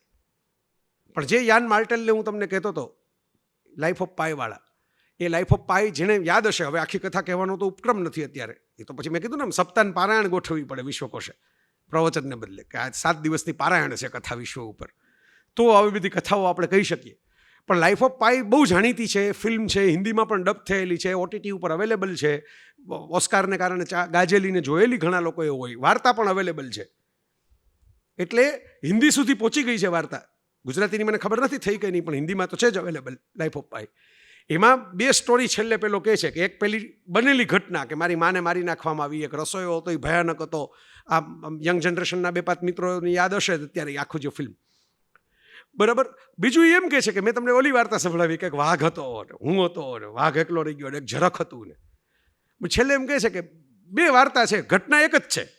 હું હોળીમાં એકલો હતો ને બહાર નીકળો, 2 વાર્તા છે. તમને મજા કઈ વાર્તામાં આવી? ઓલા 2 ઇન્ક્વાયરી કરવા માટે આવે જ ને એને કહે છે. એટલે એલા ઇન્ક્વાયરી કમિશનવાળા 2 જે વ્યક્તિઓ છે ને એમ કહે છે પેલી વાઘવાળી વાર્તામાં બહુ મજા આવી. બસ તો એ કે કઈ સાચી એમ પૂછે છે, કઈ વાર્તા સાચી? એક રસોઈયો હતો, એક માં હતી, માને કાપીને ફેંકી દીધી રસોઈયાએ એવો ક્રૂર હતો, એની સાથે રહેવાનું આવ્યું, એ સાચું? કે ભાઈ આ પેલી વાઘ હતો ને ઝરખ હતો, પેલી વાઘ ને ઝરખ ને ફેન્ટેસીમાં મજા આવે ને, એટલે પહેલાં લોકો કહે છે કે વાર્તામાં તો આમાં મજા આવી, આ છાપવા જેવી છે. એ યાન માર્ટેલ આનું એનાલિસિસ કરતા એવું કહે છે કે લાઈફ ઇઝ અ સ્ટોરી. જિંદગી એક કહાની છે. અપની કહાની છોડ જા, કુછ તો નિશાની છોડ જા, મોસમ બીતા જાય. જિંદગી એક કહાની છે. Life is a story. Rule 1, જીવન એક વાર્તા છે. મારા પપ્પા જીવી ગયા એની આખી સમરી હમણાં કુમારપાળભાઈ લેખની ચર્ચા કરતા હતા, બીજા બધા મિત્રો સત્યમુનિને બધા પરિમલભાઈને બધા યાદ કરતા હતા. હવે એ જીવી ગયા ત્યારે ક્ષણો હતી, ત્યારે મોમેન્ટ્સ હતી. આજે હું રેટ્રોસ્પેક્ટિવ ઇફેક્ટમાં જોઉં તો એ વાર્તા થઈ ગઈ. Life is a story. આ વાક્ય નંબર 1. જો 3 ચાવીઓ છે ખજાનો ખોલવાની, પેલી આવે ને 3 keys to the treasure, video game જેવું છે. Life is a story. You can choose your story. લાઈફની મજા શું છે? તમે તમારી વાર્તા પસંદ કરી શકો છો. મારે કઈ વાર્તા કેવી છે? ધીરુભાઈ ઠાકરે પસંદ કરી એક વાર્તા, મારે વિશ્વકોશ નામની વાર્તા કેવી છે જીવનને, તો એને સમર્પિત થઈ ગયા. જે કોઈક દરેક માણસ પોતપોતાની એક વાર્તા પસંદ કરી નથી કરતા એના ભોગ એના, આપણે બીજું શું કહી શકીએ. પણ તમે કરી શકો છો ધારો તો. કોઈક એન્જિનિયર થવાની, ડૉક્ટર થવાની, વોટેવર, શિક્ષક થવાની, વાંચક થવાની. મારે શું કરવું? તો કે મારે વાંચવું જ બધું, બસ સરસ વાંચક થવું છે, આપણે કંઈ બીજું નથી થવું, વાંચક ભાવક થવું છે. એ જોશે ને. નહીતર એકલા સર્જકો જાય બધા મંચ ઉપર બેઠા રહેશે ને સામે કોઈ બેઠું નહીં હોય કેવું લાગશે? You can choose your story. અને ત્રીજી ચાવી, story with a imagination is always a better story. જેમાંથી મેજિક રિયાલિઝમ જેવી આખી એક પરંપરા આવી લખવામાં. Story with a imagination is a better story. અને એટલે સ્ટોરી મહત્વની છે ઉપદેશ કરતા, કોટ્સ કરતા, બોધ કરતા. સલમાન રશ્દીએ હમણાં એક પુસ્તક લખ્યું છે અને લેંગ્વેજીસ ઓફ ટ્રુથ 2003થી 2020 સુધીના એના નિબંધો એમાં છે. અને બહુ મજબૂત નિબંધો છે, મોટા મોટા સાઇટેશનવાળા ભરપૂર. અને રશ્દીનો મિજાજ તો ખુરાટ છે, એ બધાને ખબર છે. એ તો કાન પકડી લે, કેવા કાન પકડ્યા છે એને એ બધાને ખબર જ છે. અને પછી એણે કંઈ એપોલોજી પ્રગટ કરીને કે ના કાલથી નહીં લખું, જવા દો, આ વખતે માફ કરો, ભૂલ થઈ ગઈ, એવું તો કંઈ કીધું નથી. એમ કીધું તો મારી નાખો, આપણે જ લખી નાખ્યું જે મને લાગ્યું એ.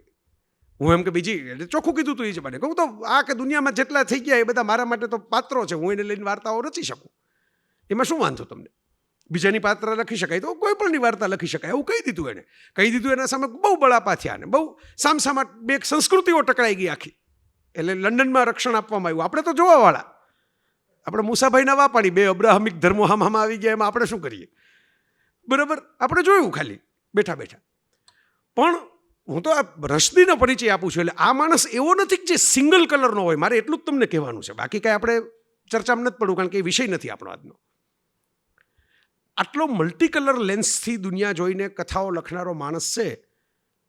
એ માણસે લેંગ્વેજીસ ઓફ ટ્રુથ જેવા અત્યારના બેસ્ટ સેલર ગણાય દુનિયામાં, એ પુસ્તકના પહેલા જ પ્રકરણનું પહેલા જ પાનાનું પહેલું જ વાક્ય એવું લખ્યું છે કે there were stories and there were books. વાર્તાઓ હતી અને પુસ્તકો હતા. સ્ટોરીઝ કેમ બિફોર બુક્સ. વાર્તાઓ પહેલા આવી, પુસ્તકો પછી આવ્યા. અને એમ કરીને પછી અરેબિયન નાઇટ્સથી શરૂ કરીને કરટક, દમનક, હિતોપદેશ લગી આટા મારી આવ્યા છે. પંચતંત્ર હિતોપદેશ લગી રસ્તી પહેલા જ ચેપ્ટરમાં કે ભાઈ મેં તો આ બધું વાંચ્યું છે. મેં તો ગણપતિ, એમ કે મને ગણપતિ બહુ ગમતા. શું કામ? લાડવા બાડવા પ્રસાદ બરસાદને એમ નહીં, મને નાનપણમાં ગણપતિ એટલે ગમતા કે ગણપતિએ મહાભારત લખી નાખ્યું.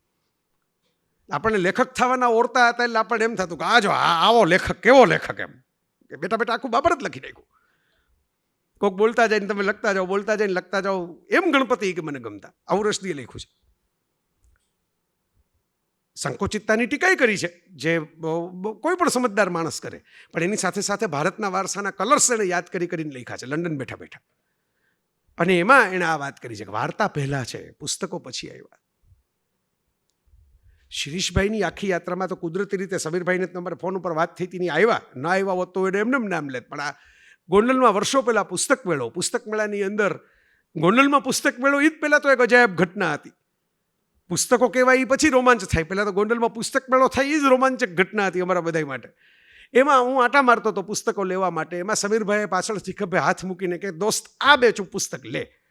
એટલે આપણે આ મિત્ર કે એવું કરાય, એવું કરવામાં જ કેટલાક લોકોના બધા ડ્રગ બ્રગના ચક્કરમાં ચાલુ થઈ ગયા.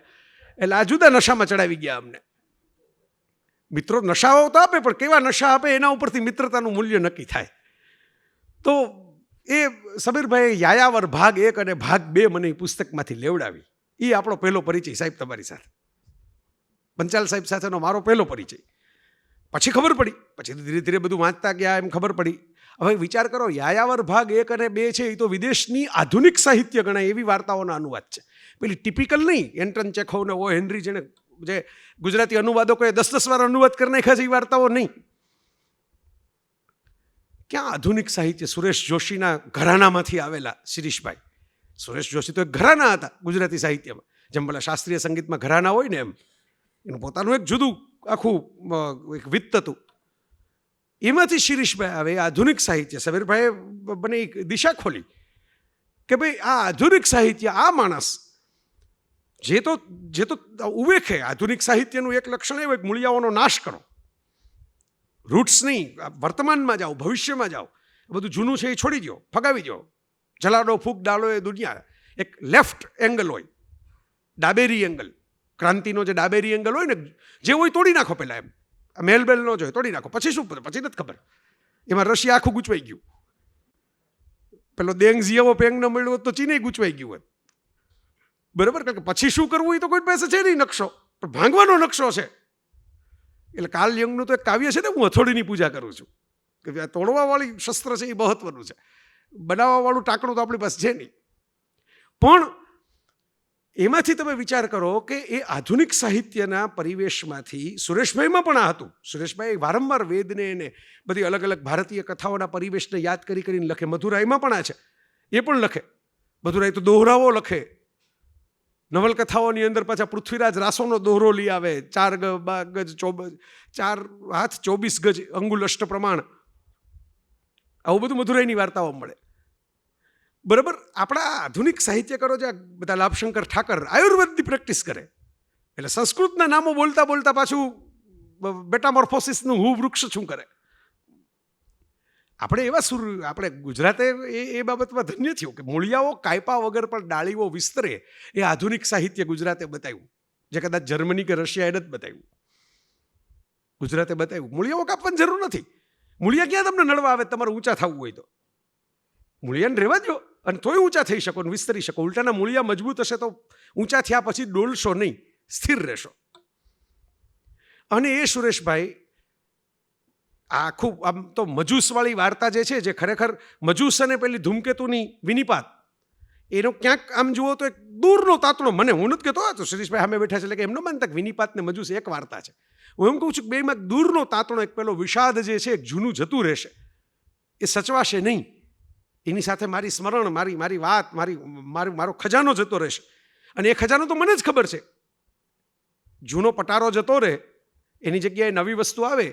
પેલી સ્વામી પિક્ચર બન્યું હતું મનોજ બાજપાઈનું, જે મૂળ વાર્તા અંગ્રેજી છે, ચિકન સૂપ ફોર સોલમાં લખાયેલી છે. ચેર દાદાની કાઢી નાખવાની હતી, અને પછી પેલા કે ચેર કેવી રીતે લીધી હતી, કેવો રોમાન્સ હતો એ ચેર લેતે વખતે. હપ્તા ભરવાના પૈસા નહોતા ત્યારે ખુરશી લઈ આવ્યા હતા પતિ પત્ની બે ઘરમાં, જેમાં છોકરો પહેલા પેદા થયો, એને રમાડ્યો, એને મોટો કર્યો. એ ખુરશી છે, આજે તમને ભંગારનું લાકડું લાગે છે. એના સ્મરણો જૂનું ઘર ખાલી કરતા, એ સ્મરણો તમને ઘર બનાવે છે ને. બાકી તો દિવાલ છે, તો કાં વિશ્વકોશની દિવાલો મને ઘર ન લાગે. મારે આ પૂરું થાય એટલે આપણે બધા એમ કહીએ હાલો ઘરે જાય, પ્રોગ્રામ પૂરો થયો. આ દિવાલ છે, આ રહ્યું પંખા છે, લાઇટ છે, દિવાલ છે, કાં ઘર નથી લાગતું. મોટું છે ઉલટાનું, તોય નથી લાગતું. પેલા વિનાશ ભાવની નથી એમાં. એ જે વ્યથા જે છે, એ વિનિપાતવાળી વ્યથા, એ જે મજૂસવાળી વ્યથા, એ ક્યાંકથી પેલી ટ્રેસ થતા મહાભારતના સંશોધન નિબંધો, ગોવર્ધન પર્વતવાળી વાર્તા, આમ કરતાં શિરીષભાઈને ક્યાં લઈ આવે કે એક માણસ આયુષ્યના 7મા દાયકે જ્યારે કાંઈ એને મેં સમીરભાઈ સાથે મારે સંવાદ થતો હોય ને એટલે મને ખબર છે કે સાહેબને પ્રસિદ્ધિનો મોહ નથી. નીતિનભાઈને અમે અનુભવ કર્યો કે સાહેબને વધારે પુસ્તકો વેચે એવો મોહ નથી, તો અમને મોહ હતો. આ તો એક પેલું સ્વીટ કોન્સ્પિરસી કહેવાય એવું એક મીઠું ષડયંત્ર અમે બે કર્યું કે થોડાક પુસ્તકો વેચાવાય જોઈએ. વેચશે, ગુજરાતી પ્રજા છે ભાઈ, પૈસા ખર્ચશે તો પાનું ખોલશે. મફત આપશો તો ચાનો કપ મૂકશે કે આ સારું ઢાંકણું મળ્યું આપણને. તો એ અમારે બેયને કામ આવશે. સાહેબને રસ નહોતો, સાહેબને બિલકુલ રસ નહોતો. સાહેબની ઇન્ટેગ્રિટી બહુ ક્લિયર છે કે મેં આ કામ કર્યું એ તપસ્યાને તમે પીછાણો તો પીછાણો. હું તમને આંગળી ચીંધું છું, એમાં તમે આ દરવાજો ખોલો ને આ વિશ્વમાં પ્રવેશ કરો. મારા પગે પડી જવાની જરૂર નથી. તમે આ દરવાજો ખોલીને આ કથાઓના પગે પડો. અને એ તો એમ નથી કહેતા કથાઓના પગે પડો, એ તો એમ કહે છે કથાઓને વહાલ કરો. પગે પડવાવાળી વૃત્તિ જ આ વ્યક્તિમાં નથી. એવી સાહેબગીરી એમને ગમતી નથી. એટલે એ જે આખી જર્ની 7મા દાયકે માણસને સારી કારકિર્દી પછી રિટાયર થયા છે, પૈસાની ખેવના નથી, પુરસ્કારની ખેવના નથી, નામની ખેવના નથી, પ્રવચનની ખેવના નથી. એ એક મોટી ખેવના છે. મેં પૂછ્યું નીતિનભાઈને, મેં કીધું શિરીષભાઈ કંઈ નહીં બોલે? મેં કીધું કાંઈ આશીર્વચન કાંઈ? તો મને કે ના એ તો નીચે જ બેસશે, એ ઉપર નહીં બેસે. કુંવરબાળભાઈ મને કંઈક નીચે જ બેસશે. આવ્યા છે વડોદરાથી ખાસ, પણ બોલશે નહીં. આપણે એક તૃષ્ણા છે ને, આ તમામ તૃષ્ણાનો ત્યાગ કરીને માણસ એક કામ કરે. એ શું કરે? ભારતીય કથા વિશ્વનું સર્જન.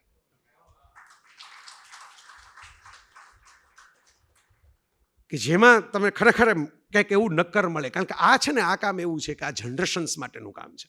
કેટલાક કામ એવા હોય કે પોતાની આવતી પેઢીને આવે ને કેટલાક કામ એવા હોય કે સમાજની આવતી પેઢીને લાગુ પડે. ગાંધીજી જે કામ કરી ગયા એમાં મોટાભાગના કામ એવા નહોતા કે જે રામદાસને, દેવદાસને, હરિલાલને, મણિલાલને કામ લાગતા હોય. એવા હતા કે જે તમને મને આપણા જીવનમાં કામ લાગે. એ લેવલના જે કામ હતા. કૃષ્ણ જે કામ કરી ગયા એ કંઈ શાંબ અને પ્રદ્યુમન માટે નથી કરી ગયા, ભારત વર્ષ માટે કરી ગયા, માનવ જાત માટે કરી ગયા. એ લેવલનું જે કામ છે એવું એ લેવલનું આ કામ છે ભારતીય કથા વિશ્વ. તમને નાનકડી 2-4 ઝલક એની તમને આપી અને હું સમાપનની દિશામાં જાઉં. નાનકડી ઝલક એટલા માટે મેં તમને એટલે જ કીધું હતું કે આમાં પારાયણ કરવી પડે. બહુ બધી કેટલી કથાઓ તમે કહો, ક્યાંથી ક્યાં વાત નીકળે, ક્યાંથી ક્યાં સંદર્ભ નીકળે વાતના, સંસ્કૃતના, પ્રાકૃતના.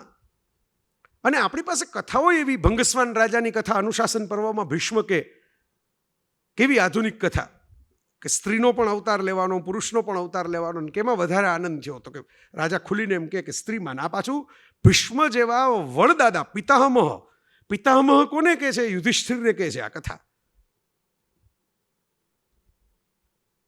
પિતામહ સ્ત્રી અને પુરુષ વચ્ચેના સ્નેહ સંબંધની કથા. યુધિષ્ઠિર તો ધર્મ પુરુષ કહેવાય. એને સમજાવે છે કે રાજાને તો બધી ખબર હોવી જોઈએ, રાજાને તો તમામ આસ્પેક્ટ્સ, કલર્સ એની પાસે હોવા જોઈએ, તો તમે રાજા થઈ શકો. લેખકને, કલાકારને, રાજાને એકાંગી થવું પાલવે નહીં. એને તમામ વસ્તુઓમાંથી પસાર થવા તો આવડવું જોઈએ. પરકાયા પ્રવેશની ખબર હોવી જોઈએ. આ પરકાયા પ્રવેશની જ કથા છે ને, લિટરલી પરકાયા પ્રવેશ. આવી કથાઓ આપણી પાસે છે. યમીનો સંવાદ વાંચો, તમને એમ થાય લગ્ન સંસ્થા પણ બની નહીં એ પહેલાં આવી વાત. આદમ અને ઈવને પણ આ જ વાત થાય, પણ ફરક છે. આદમ અને ઈવમાં પેલું ટેમ્પટેશનનું ફ્રૂટ ખવાઈ જાય છે, પણ યમ છે મજબૂત છે, કાળ પુરુષ છે અને એ મજબૂત રહે છે ટેમ્પટેશનની સામે, પ્રલોભનની સામે. એને સ્પષ્ટપણે કહે છે, જો જજમેન્ટલ નથી, મજબૂત છે. એ યમીને એમ કહે છે કે મને એમ નથી લાગતું કે તું ખોટી છો. મને એમ લાગે છે કે જે વૃક્ષને તું વળગવા માગે છે એ હું નથી.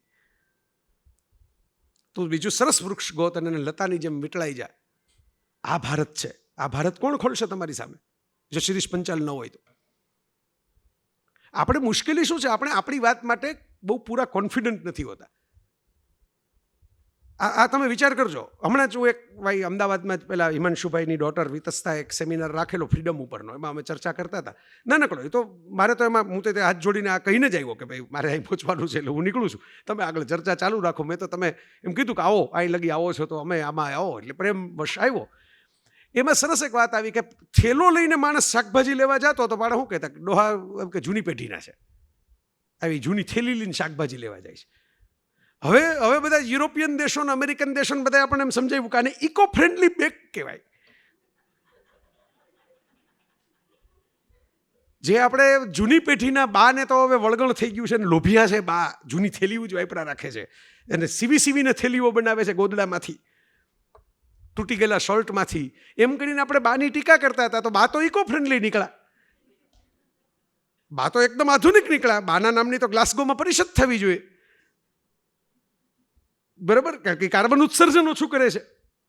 એકના એક વસ્ત્રનો 4 વાર ઉપયોગ કરીને, એને પેપરને એનો ઉપયોગ ઓછો કરીને.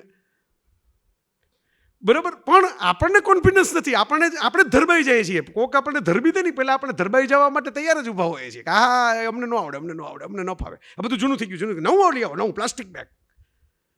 પછી પાછા જે લોકો આપણને પ્લાસ્ટિક બેગ પકડાવી દીધી એમ કે કાં તો ખોટું કહેવાય, એટલે પછી આપણે મૂંઝાઈએ કે ઓલા કમિશનરે ના પાડી પ્લાસ્ટિક બેગ નથી વાપરવાની. એટલે બેગ વાપરવામાં દાણચોરીની ફિલિંગ આવે.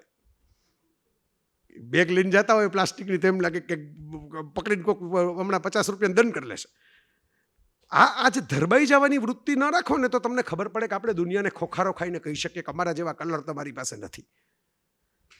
તમે જેને મોડર્નિઝમ કહો છો એ મોડર્નિઝમના દાદા ઓગળી જાય ને એ લેવલની આધુનિકતા અમારી પાસે છે, એ લેવલના પાત્રોની કથાઓ અમારી પાસે છે. એમાં કોઠાસૂઝ પણ હોય, એમાં દેશી વાતો પણ હોય, ભાષા પણ હોય, પ્રાણીઓની વાતો પણ હોય, અને એકબીજા સાથે વિરોધાભાસી ઉપદેશ પણ હોય. એમાં કોઈક વિષ્ણુ શર્માએ આવે, કોઈક નારાયણ પંડિતે આવે, આ બધા નામો છે. એક જ વ્યક્તિ હતા કે અનેક વ્યક્તિ હતા આપણે જાણતા નથી. પણ કથાનું સંકલન હું તો આની પહેલાં બોલેલો છું અહીં GLF-માં કે કથા સરિત સાગરની તો મૂળ વાર્તામાં જ તમે ધન્ય થઈ જાઓ. કે શિવે પાર્વતીની વાર્તા સંભળાવી, પાર્વતી એમ કીધું મજા, બોર થઈ ગઈ છું. આ 21મી સદીનો તાજો રોગ બોર્ડમ, કંટાળો બહુ આવે, મજા નથી આવતી. પત્નીને કંટાળો આવે ત્યારે પતિએ ચેતી જવું જોઈએ. વાઇસ વર્સા, સ્પાઉસને આપણે એવું માનીએ, પત્નીને પતિ એવું બોલવાને બદલે પતિને આવે તો પત્નીએ ચેતી જવું જોઈએ કે આ કંટાળા ના આવે અમે જીવતા જાગતા બેઠા જ ને. તો એ જે કંટાળો આવે છે એમાંથી શિવે શું કર્યું? શિવે કંઈ મોટા મોટા ફિલોસોફીના પાઠ નથી કર્યા. શિવ તાંડવ સ્તોત્ર, શિવ મહિમને સ્તોત્ર નથી સંભળાવ્યું, વાર્તા સંભળાવી. વાર્તાઓ સંભળાવી એ ના પાડી હતી કે આ તમારી મારી એક્સક્લુઝિવ વાત. એ વળી પાર્વતીએ સખી જયાને કહીને, જયાએ પુષ્પદંતને કહીને, પુષ્પદંત એ તો ભર્તૃહરિના અમરફળ જેવું છે, શેરિંગ તો થાય જ. સારી વાર્તા લાગે, અહીંયા વિડીયોનો આટલો ટુકડો કર્યો હોય એ લોકો ફેરવે વોટ્સઅપની અંદર કે જો આજે ઓલા વિશ્વકોશના પ્રોગ્રામમાં ગયા હતા, કથા વિશ્વનું કંઈક હતું, જો આ 2 મિનિટનું જુઓ. એના ભાઈબંધુને બતાવવાનો શોખ બહુ હોય બધાને. જ્યાં ના પાડી હોય મોબાઈલ ચાલુ ન કરતા અહીંયા ચોરી છુપીથી એક ટુકડો તો ઉતારી જ લે. એ શેરિંગના ભાવથી શ્રાપ મળ્યો. ને શ્રાપ એ કેવો, તો વરદાન જેવો શ્રાપ કે પૃથ્વી ઉપર જાઓ અને આ કથા સાંભળવો પછી છુટકારા થશે, ને સાંભળો ત્યારે છુટકારા થશે. અને એક લાંબી કથા છે, નામ જ બૃહદ કથા છે, કથા સરિત સાગરનું. એટલે બૃહદને તો લઘુ કેમ થાય? એટલે હું લઘુ કરવાને બદલે એમાં મૂળ મુદ્દો એ છે, મને મજા એ આવી કે મા ઉદકે વાળું જે આવ્યું કે ભાઈ તું પાણી ન છાંટ રાણી એમ. અને એમાં રાજાને સંસ્કૃત આવડતું નહોતું, સાતવાહનને, અને સંસ્કૃત આવડતું એટલે મૌદકે કે લાડુની વાત છે એમ સમજી ગયા. અને એમાં રાજાને સર્વવર્મન કે શિવવર્મા નામના પંડિતે સંસ્કૃત શીખવાડી દીધું 6 મહિનામાં. અને બેટ શરત હારી ગયા ગુણાઢ્ય, અને એને કારણે એ ગયા અને પૈશાચી ભાષામાં કાણભૂતિ પાસે જંગલમાં વાર્તાઓ શીખી એ સંભળાવવા આવ્યા. અને રાજાને એમ થયું કે આ ભાષાની વાર્તા તો આપણને ન હાલે, જો અહીં છે ને ભારત પ્રગટે છે. રાજા જેવો માણસ સંસ્કૃત શીખેલો, હવે તમને કહી દેવામાં આવ્યું છે કે રાજાને સંસ્કૃત પણ આવડે છે, એવો માણસ જે વખતે આ વાર્તા ન ચાલે, આ તો ઓલા લોકોની વાર્તા, આપણી વાર્તા નહીં, આપણે ઉચ્ચ કુળની વાર્તા નહીં. એ ઉચ્ચ નીચનો ભાવ જે મિનિટે આવે ને ગુણાઢ્ય જાય અને પશુ પંખીઓને ખવડાવવા માંડે, અરે સંભળાવવા માંડે, અને પછી એક વાર્તા હોમવા માંડે, ને રાજાને ખાવા માટેની, શિકાર માટેના પશુ પંખીઓ ઘટી જાય. અને એમાંથી રાજા જંગલમાં જાય ને ત્યારે એમ કે ઓહો આ તો ગ્રંથનો હોમ ચાલે છે. અને જે એક છેલ્લે બચાવી લે એ કથા સરિત સાગર, તો હોમાઈ ગયું તો ગઈ શિવ પાર્વતી પાસે પાછી. આ ભારત છે. વાર્તા સાંભળાયેલો માણસ પ્રેગ્નન્ટ થાય, એને પ્રસૂતિ કરવી પડે, એ વાર્તા બીજાને સંભળાવવી પડે. તને ખબર છે ઓલું પિક્ચર કેવું સારું છે એમ, જોઉં તને કહું, એટલે ઓલો કંઈક મારે નથી, મારે જોવાનું બાકી છે, મારે પછી જોવું છે, મારે નથી સાંભળવી વાર્તા. ના એમાં એક સીન તને કહું, જે ઓલો સીન છે, કારણ કે ઓલું મૂળ અંદર છે, ઓલું બહાર પ્રેગ્નન્ટ થઈ ગયા છો તમે, હવે એ પ્રસૂતિ ન થઈ ત્યાં લગી તમારો મેળ ન પડે. પછી હવે પેલા પકડીને લોકો કહેતા, તને ખબર છે ગુપ્તમાં ખૂન કોણ કરે છે એમ. હવે શું થઈ ગયું, હવે ફેસબુક ને વોટ્સઅપ નહીં આવી ગયું, લોકો સ્ટેટસ ચિતરવા માંડ્યા કે હાશ આમ છુટકારો થયો, હાશ મારે કંઈક કહેવું હતું ને કહેવાઈ ગયું, હવે આપણે મોકળા થઈ ગયા, રિલેક્સ થઈ ગયા. આ રિલેક્સેશન ફિલિંગ તમને વાર્તાઓ આપે. આ કથા વિશ્વ છે. એક દેશી ભાષાની કથા આમાં છે નાનકડી, કે પેલી એક સ્ત્રી છે, એ છોકરાને ઉછેરીને મતિભ્રમ કરાવી દે છે, ને એમાં છોકરો જે છે એ મોટો થાય છે, પત્ની સરસ ગોતી આવે છે, પણ પત્ની સરસ હોવા છતાં એને ગમતી જ નથી, કારણ કે એને એવું કહી મગજમાં ઠસાવી દેવામાં આવ્યું છે કે તારી પત્ની છે ને આંખમાં ફૂલું છે, એટલે આ એક આંખમાં કાણી છે. એટલે એ જોયા વગર જ જો આ વાર્તામાં બોધ છે, પણ બોધ કેવો આપવામાં આવ્યો છે, એમાં ક્યાંય નીચે લીટી કરીને કહેવામાં નથી આવ્યું કે જો છોકરાઓ આ 5 સવાલના જવાબ પરીક્ષામાં આવશે. એ નથી, IMP નથી બોધ હોવા છતાં. બરાબર, જોયા વગર જ વાત માની લીધી. ઓલી છોકરી આવી છે, ઓલો છોકરો આવો છે, આપણે માની લઈએ ને આજના જમાનામાં, આજની તારીખે. કોઈક તમને કહે કે તમને ખબર છે તો હાવ નાલાયક માણસ છે, એ નાલાયક જ છે. એણે કીધું ને આપણે નીચે મત્તું મારી દીધું, નાલાયક. જોયા વગર તમે વાત માની લીધી, તમે પકડી લીધી વાતને, અને એને પકડીને હૈલા જ ગયા. અને પછી એ બાડી દીવો થાય એવું એમાં દેશી ભાષાની વાર્તા છે. દેશી ભાષામાં જ શિરીષભાઈએ પાછી ઉતારી છે, જરાય એના આધુનિક સ્પર્શ આપ્યા વગર, હાવ દેશી તળપદા શબ્દોમાં. અને એમ કે બાડી દીવો ઠાયર એમ કરીને, એટલે મળે જ નહીં પત્નીને. ને પછી શેઠાણીને ખબર પડે ધીરે ધીરે. અને એ પછી ઓલી છોકરીને એમ કે તારે છે ને કૂવાના કાંઠે સરસ મજાના તૈયાર થઈ, નવા કપડાં બપડા પહેરી, હેલ એટલે માથે બેડા લઈને જાઉં, અને ઓલો અહીંયાથી નીકળે ની જ ટાઈમે જાઉં. ઓલાએ તો પત્ની જોઈ જ નથી, કારણ કે ગામે તેને કહી દીધું પત્ની આવી છે, એટલે સ્વીકારી લીધું પત્ની જોવાય જ નહીં, આ પત્ની જોવા જેવી આપણી છે જ નહીં, કદરૂપી છે. અને ઓલી જોઈને એને બહુ મજા આવે કે આ સ્ત્રી આ કેવી સુંદર રૂપાળી 16 શણગાર સજેલી સ્ત્રી, આવી સરસ, એમ કે આપણા ગામમાં આવી સ્ત્રી તો જોઈ જ નથી કોઈ દી, કોની વહુ હોય છે, આવો ભાગ્યશાળી કોણ હોય છે. અને એમ કરતાં પછી સ્ત્રી થોડુંક મરક હશે એની સામે, એટલે ધીરે ધીરે હવે જો આખી વાર્તાને તમે ફેસબુકમાં લઈ જાઓ, પછી પ્રેમ થાય ને પછી બે જણા ચોરી છુપીથી મળવા માંડે ને પછી શેરડી કાપતા લોહી નીકળે ને કે હાય લે આ કોઈક સ્ત્રીને આપણાથી લોહી નીકળી ગયું એમ કરીને પોતે પાઘડીનો ચીરો બાંધે ને પછી ઘરે આવે ને પછી ઘરે ખબર પડે ત્યારે કે ઓહો હું જેને એમ કે જેના પ્રેમમાં પડી ગયું તો મારી જ પત્ની હતી. સત્યમ શિવમ સુંદરમ જેવી વાર્તા છે, નવરંગ જેવી. યસ, બરોબર. કેટલી શાખાઓ નીકળે એક લોકકથામાંથી, તમે વિચાર કરો. પણ મને મજા આવી એક આખી વાર્તાને રિટોલ્ડ કરવી હોય ને નવેસરથી, તો આખી વાર્તાને ફેસબુકમાં રિટોલ્ડ કરી શકો કે પત્નીને મળ્યા વગર જ તમે એમ કે NRI હોય, લોંગ ડિસ્ટન્સ મેરેજવાળું કામકાજ હોય, બરાબર, અને નથી ગમતી કરીને ભાઈ જતા રહ્યા હોય ફોરેનમાં, અહીંયા બેઠા ચેટ કરવા જાય, ચેટ કરવામાં કોઈક સરસ સ્ત્રી મળે ને એમાં એને બહુ ગર્લફ્રેન્ડ થઈ જાય ને મૈત્રી થઈ જાય ને પછી ખબર પડે કે આ તો એ જ વ્યક્તિ ચેટિંગ કરે કે જેને આપણે પાણી નહીં ભાગી આવ્યા છીએ, અને આણું કર્યું જ નથી, પાછા તેડવા ગયા જ નથી, વિઝા તો અપાયો જ નથી. છે ને, મારા જેવો નોન ફિક્શનનો માણસ આમાંથી એક આધુનિક ફિક્શન જોઈ શકે છે. આટલી આધુનિક મોડર્ન ટાઈમની ફિક્શન એ ભારતીય કથા વિશ્વ છે સાહેબ. કેટલી વાર તમને હું તો એકની એક વાતમાં તમને ફેરવીને લઈ આવું છું, પણ એ જ મારે કરવું છે કે આ બધી કથાઓમાં એટલા કલર્સ છે. મેં કીધું આમ આટલું હોમવર્ક કરેલું, મેં કાંઈ નથી બોલ્યો તો એ જ કે જે મારા મનમાં આવતું ગયું તમારી નજર સામે. પણ જે ઓડિસિયસની કાવાફીએ કથા લખી, ઇથાકા અરે કવિતા, ઓડિસિયસે કેવું પાત્ર હોમરનું કે જે પાછો ફરે છે, રામની જેમ એણે વચન આપેલું છે એની પત્નીને કે હું એકવાર પાછો આવીશ ટ્રોયના યુદ્ધમાંથી. પેરેલલ્સ તો બધા સરખા જ છે. સપનો વાસવદત્તમમાં હાથીની અંદર પુરાઈને ઉદયન જાય ને પહેલાં ટ્રોયમાં ટ્રોજન વોરના સૈનિકો પુરાઈને જાય ને પેરેલલ્સ તમને બધી જગ્યાએ સરખા મળે. અર્થઘટનની જ મજા છે. શિરીષભાઈએ ટાગોરવાળા અર્થઘટન આપ્યા છે કે અહલ્યા છે એ ખેડાયેલા વગરની જમીન હતી ને રામે એને ફળદ્રુપ બનાવી. મને મારું એક અર્થઘટન છે સાહેબ, પંચાલ સાહેબ. મારું અર્થઘટન એવું છે કે અહલ્યા છે એક રિજેક્ટેડ સ્ત્રી હતી, અને જે સ્ત્રીને ચારિત્રના નામે શંકા કરીને છેતરીને એને જજમેન્ટ આપીને સમાજ સતત ટોણા અને મહેણા મારે ને એ પથ્થર જેવી થઈ ગઈ હોય, એને કંઈ ફેર જ ન પડી, કડવી ઝેર જેવું મોઢું લઈને ફરે. કારણ કે એને ખબર હોય કે સમાજમાં કોઈની યાર જાજી વાત કરો તો કથા થઈ જાય, કરાય જ નહીં. એટલે મોઢું ચડાવીને તબડો ચડાવીને જ ફરતી થઈ જાય, જેને પથ્થરદિલ સ્ત્રી કહેવાય. રામે એનો સહજ ભાવે એક વ્યક્તિ તરીકે સ્વીકાર કર્યો એટલે શલ્યામાંથી અહલ્યા પાછી સ્ત્રી થઈ. આ મારું ઇન્ટરપ્રિટેશન છે. લ્યો, આવું ઇન્ટરપ્રિટેશન મેં કંઈ વાંચ્યું નથી, આ તો મારું છે. કદાચ કોઈ લખ્યું હોય તો લખ્યું હશે, કદાચ એ નહીં થયું હશે. આવું આવડો મોટો દેશ છે 1.5 અબજનો, એમાં તો ઇન્ટરપ્રિટેશન થાય જ ને જાતના લોકોને. મારું તો કુબજાનું આ જ ઇન્ટરપ્રિટેશન છે કે જેને તમે સતત અગલી કરીને બોડી શેમિંગ કરી રાખો છો, એવી એક સ્ત્રીને કૃષ્ણએ જાણે બધી બાકીનાને મળતા હોય એટલા જ ભાવ અને પ્રેમથી ભેટીને મળ્યા, એટલે એને એમ થયું કે ઓહો મારાથી સંસારમાં કોઈ અપ્સરા જેવું રૂપ બીજા કોઈનું છે જ નહીં.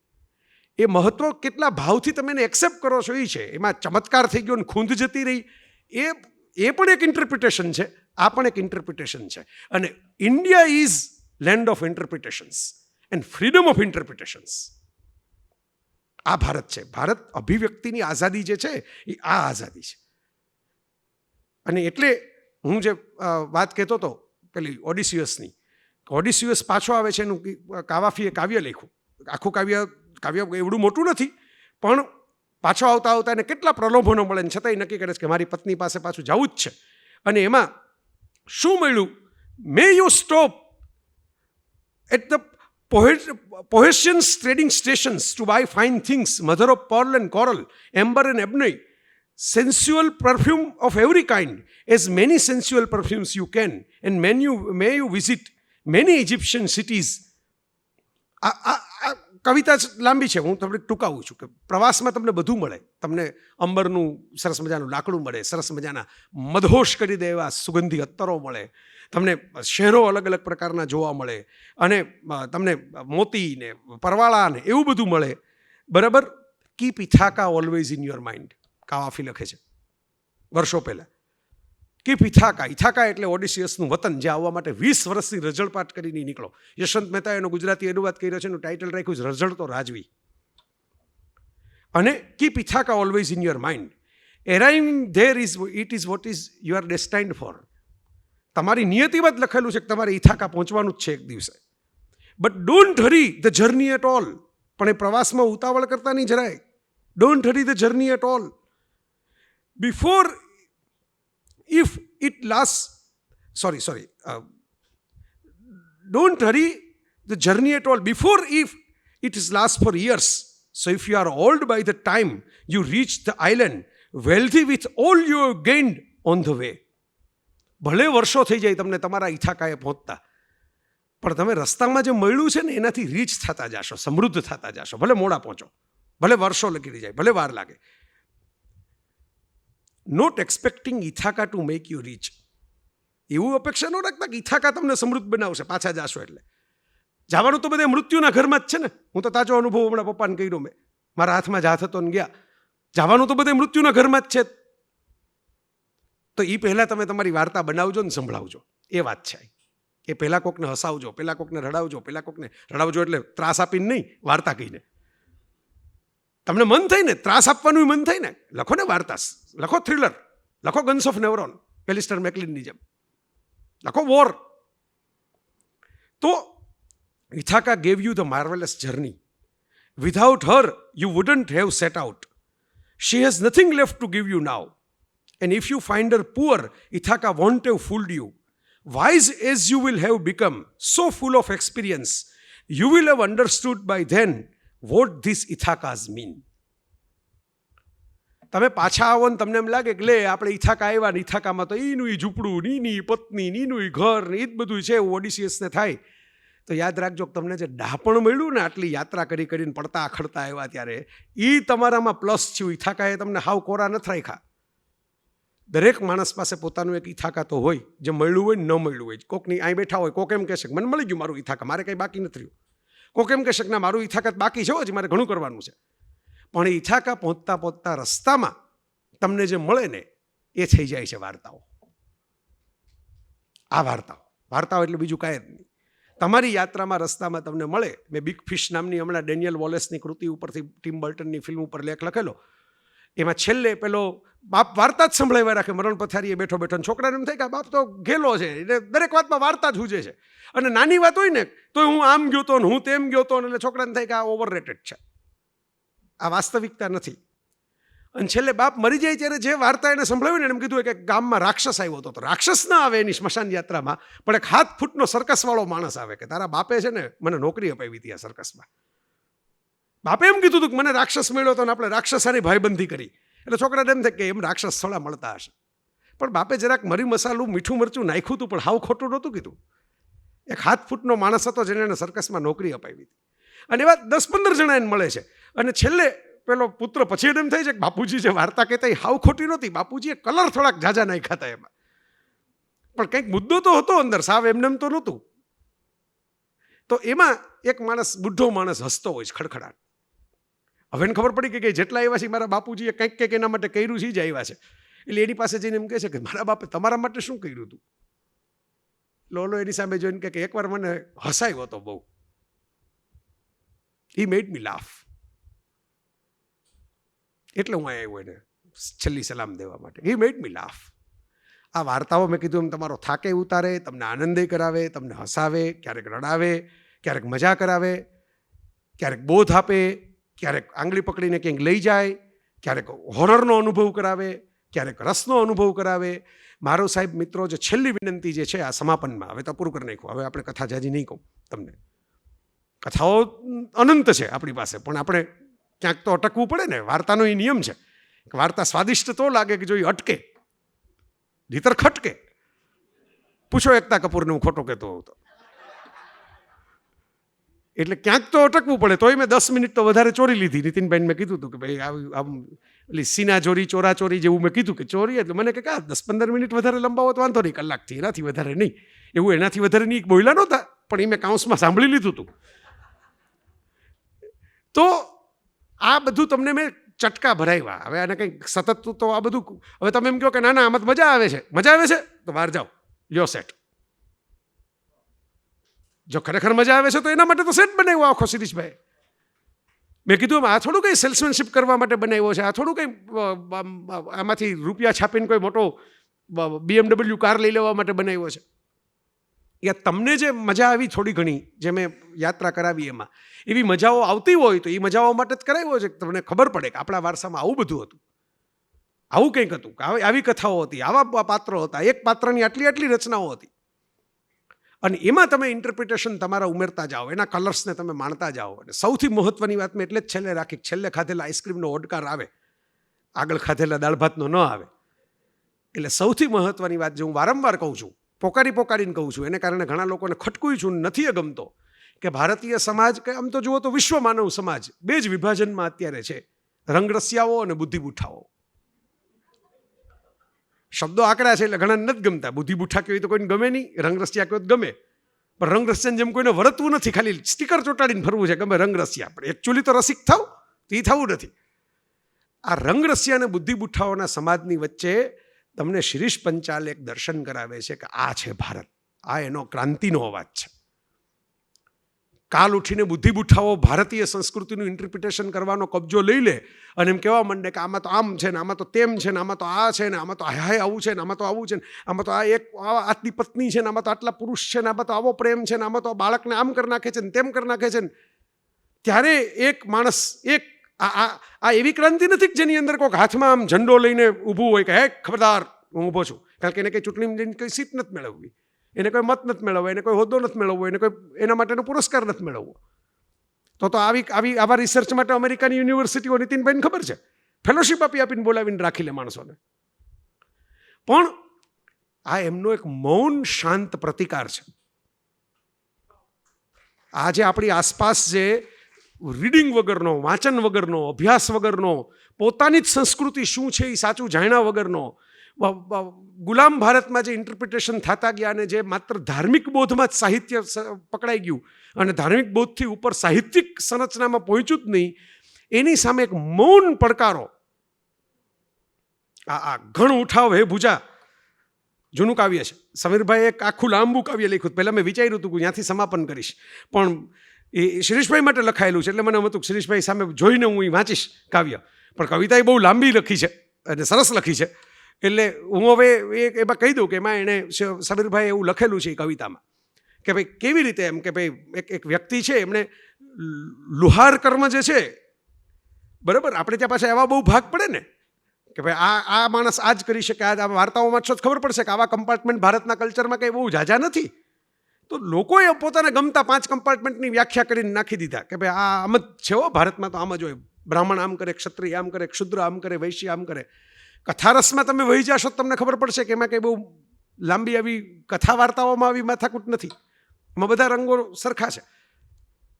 તો એ ઘડતરનું કામ જે કરે ને, ટીપીને ઘડે, શિષ્યોને પણ ઘડ્યા, લખીને વાચકોને પણ ઘડ્યા. અને હવે હું એમ માનું છું કે શિરીષભાઈએ આ ગ્રંથ લખીને ભારતીય કથા વિશ્વનો, ભારતની એક કદાચ આપણે અહીં બોલનારા કે લખનારા કે સાંભળનારા કોઈ ન જોઈ શકે એવી આવતીકાલને ઘડી.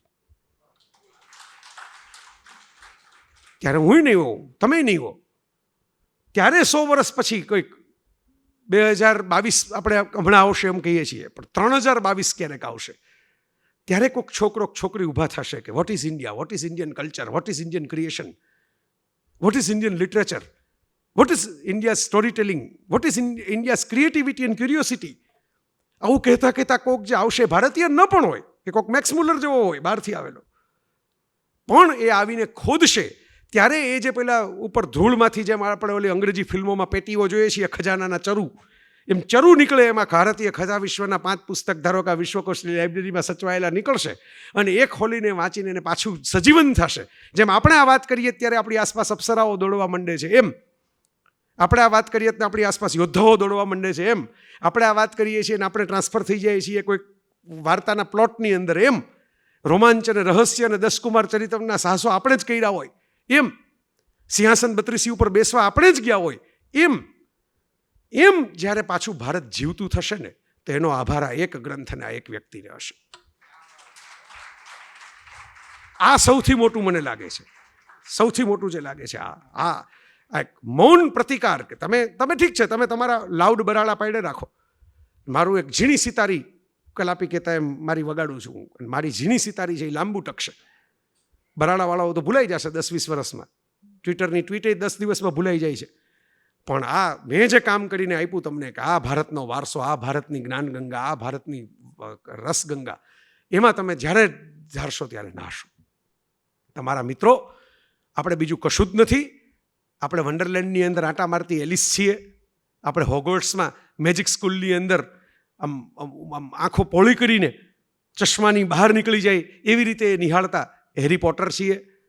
આપણે પેલા વેતાળ ખભે લટકેલો હોય ને એના તમામ સવાલોના જવાબો કોયડા તરીકે પૂછે અને એની મથામણ કરતા હોય એ આપવાની કોશિશ કરતા વિક્રમ પણ છીએ. આપણે એ જ પેલે અરેબિયન નાઇટ્સની શહરજાદી જે શહરયારની બેગમ તરીકે એના શયનખંડમાં સૂઈને એને એક વાર્તા સંભળાવીને એક વખત તલવાર દૂર કરતી હતી પોતાની, એના શયનખંડની અંદર કાન માંડીને બેઠેલો એક કરોળિયો પણ છીએ. આપણે જો માણસ છીએ તો આપણને વાર્તામાં રસ છે, તો આપણને બધી વાતોમાં રસ છે, તો આપણને અલકાપુરીના કોઈ યક્ષને એની પ્રિયતમાના બાહુપાશમાં ખોવાઈ જવાનું મન થાય, એમ ભારતીય કથા વિશ્વને કોઈ વાર્તા ખોલી અને એના આલિંગનને ઓગળી દેવાનું, એને આંખોથી ચુંબન કરવાનું મન થાય. ધન્યવાદ.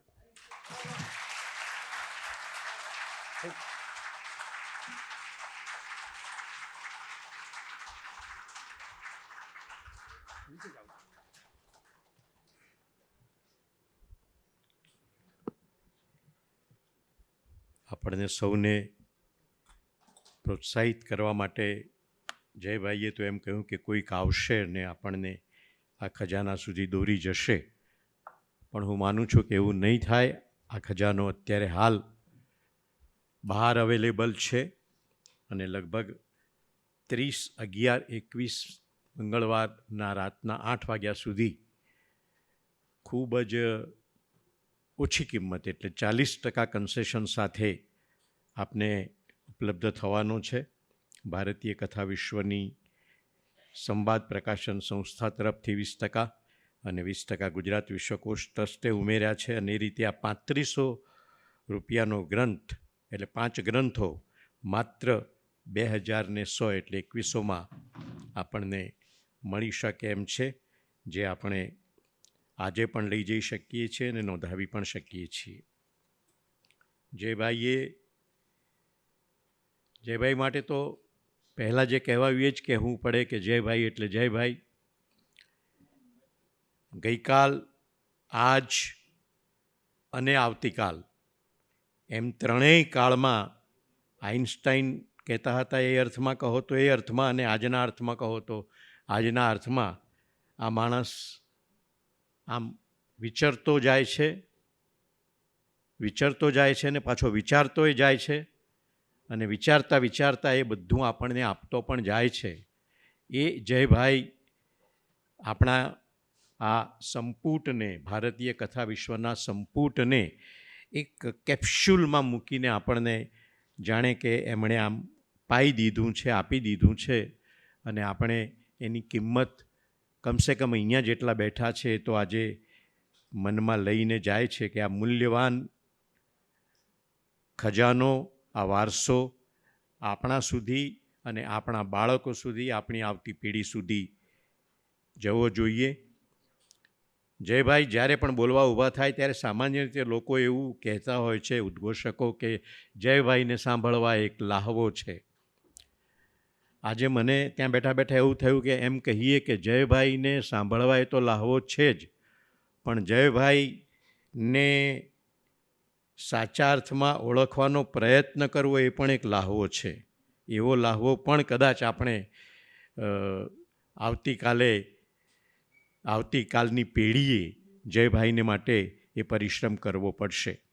તો મિત્રો, બહુ સમય થયો છે એટલે લાંબી વાત ન કરતા, આદરણીય કુમારપાળ દેસાઈ સાહેબે જેમ વાત કરી તેમ ગુજરાત વિશ્વકોશ ટ્રસ્ટ 36 વર્ષની યાત્રા પૂરી કરીને બસ 2 જ દિવસ પછી 37મા વર્ષમાં જ્યારે પ્રવેશ કરવા જઈ રહ્યું છે, ત્યારે 2 ડિસેમ્બરે પ્રતિવર્ષની જેમ વિશ્વ સંસ્કૃતિ પર્વ ત્રિદિવસીય કાર્યક્રમ આપણે આયોજિત કર્યો છે, જેનું પ્રારંભિક વક્તવ્ય આદરણીય કુમારપાળ દેસાઈ સાહેબ આપશે, જેમાં વિશ્વકોશની નવી પ્રવૃત્તિઓ, આગામી આયોજનો અને ઓનલાઈન કામગીરી એના વિશેની વાત થશે. ઉલ્લેખ થયો એમ અતિથિ વિશેષ તરીકે જાણીતા વિજ્ઞાની ડૉક્ટર પંકજભાઈ જોશી એ વિજ્ઞાન અને આધ્યાત્મ સત્યની શોધનો સેતુ એ વિસ્તારને ધ્યાનમાં રાખીને પોતાની વાત મૂકશે. અને એમાં જ પરમ પૂજ્ય શ્રી માધવપ્રિયદાસજી સ્વામી આશીર્વચન આપશે અને વર્તમાન સમયમાં પ્રાચીન ગુરુકુળ શિક્ષણ પદ્ધતિનું મહત્ત્વ એ વિશે આપણને વાત કરશે.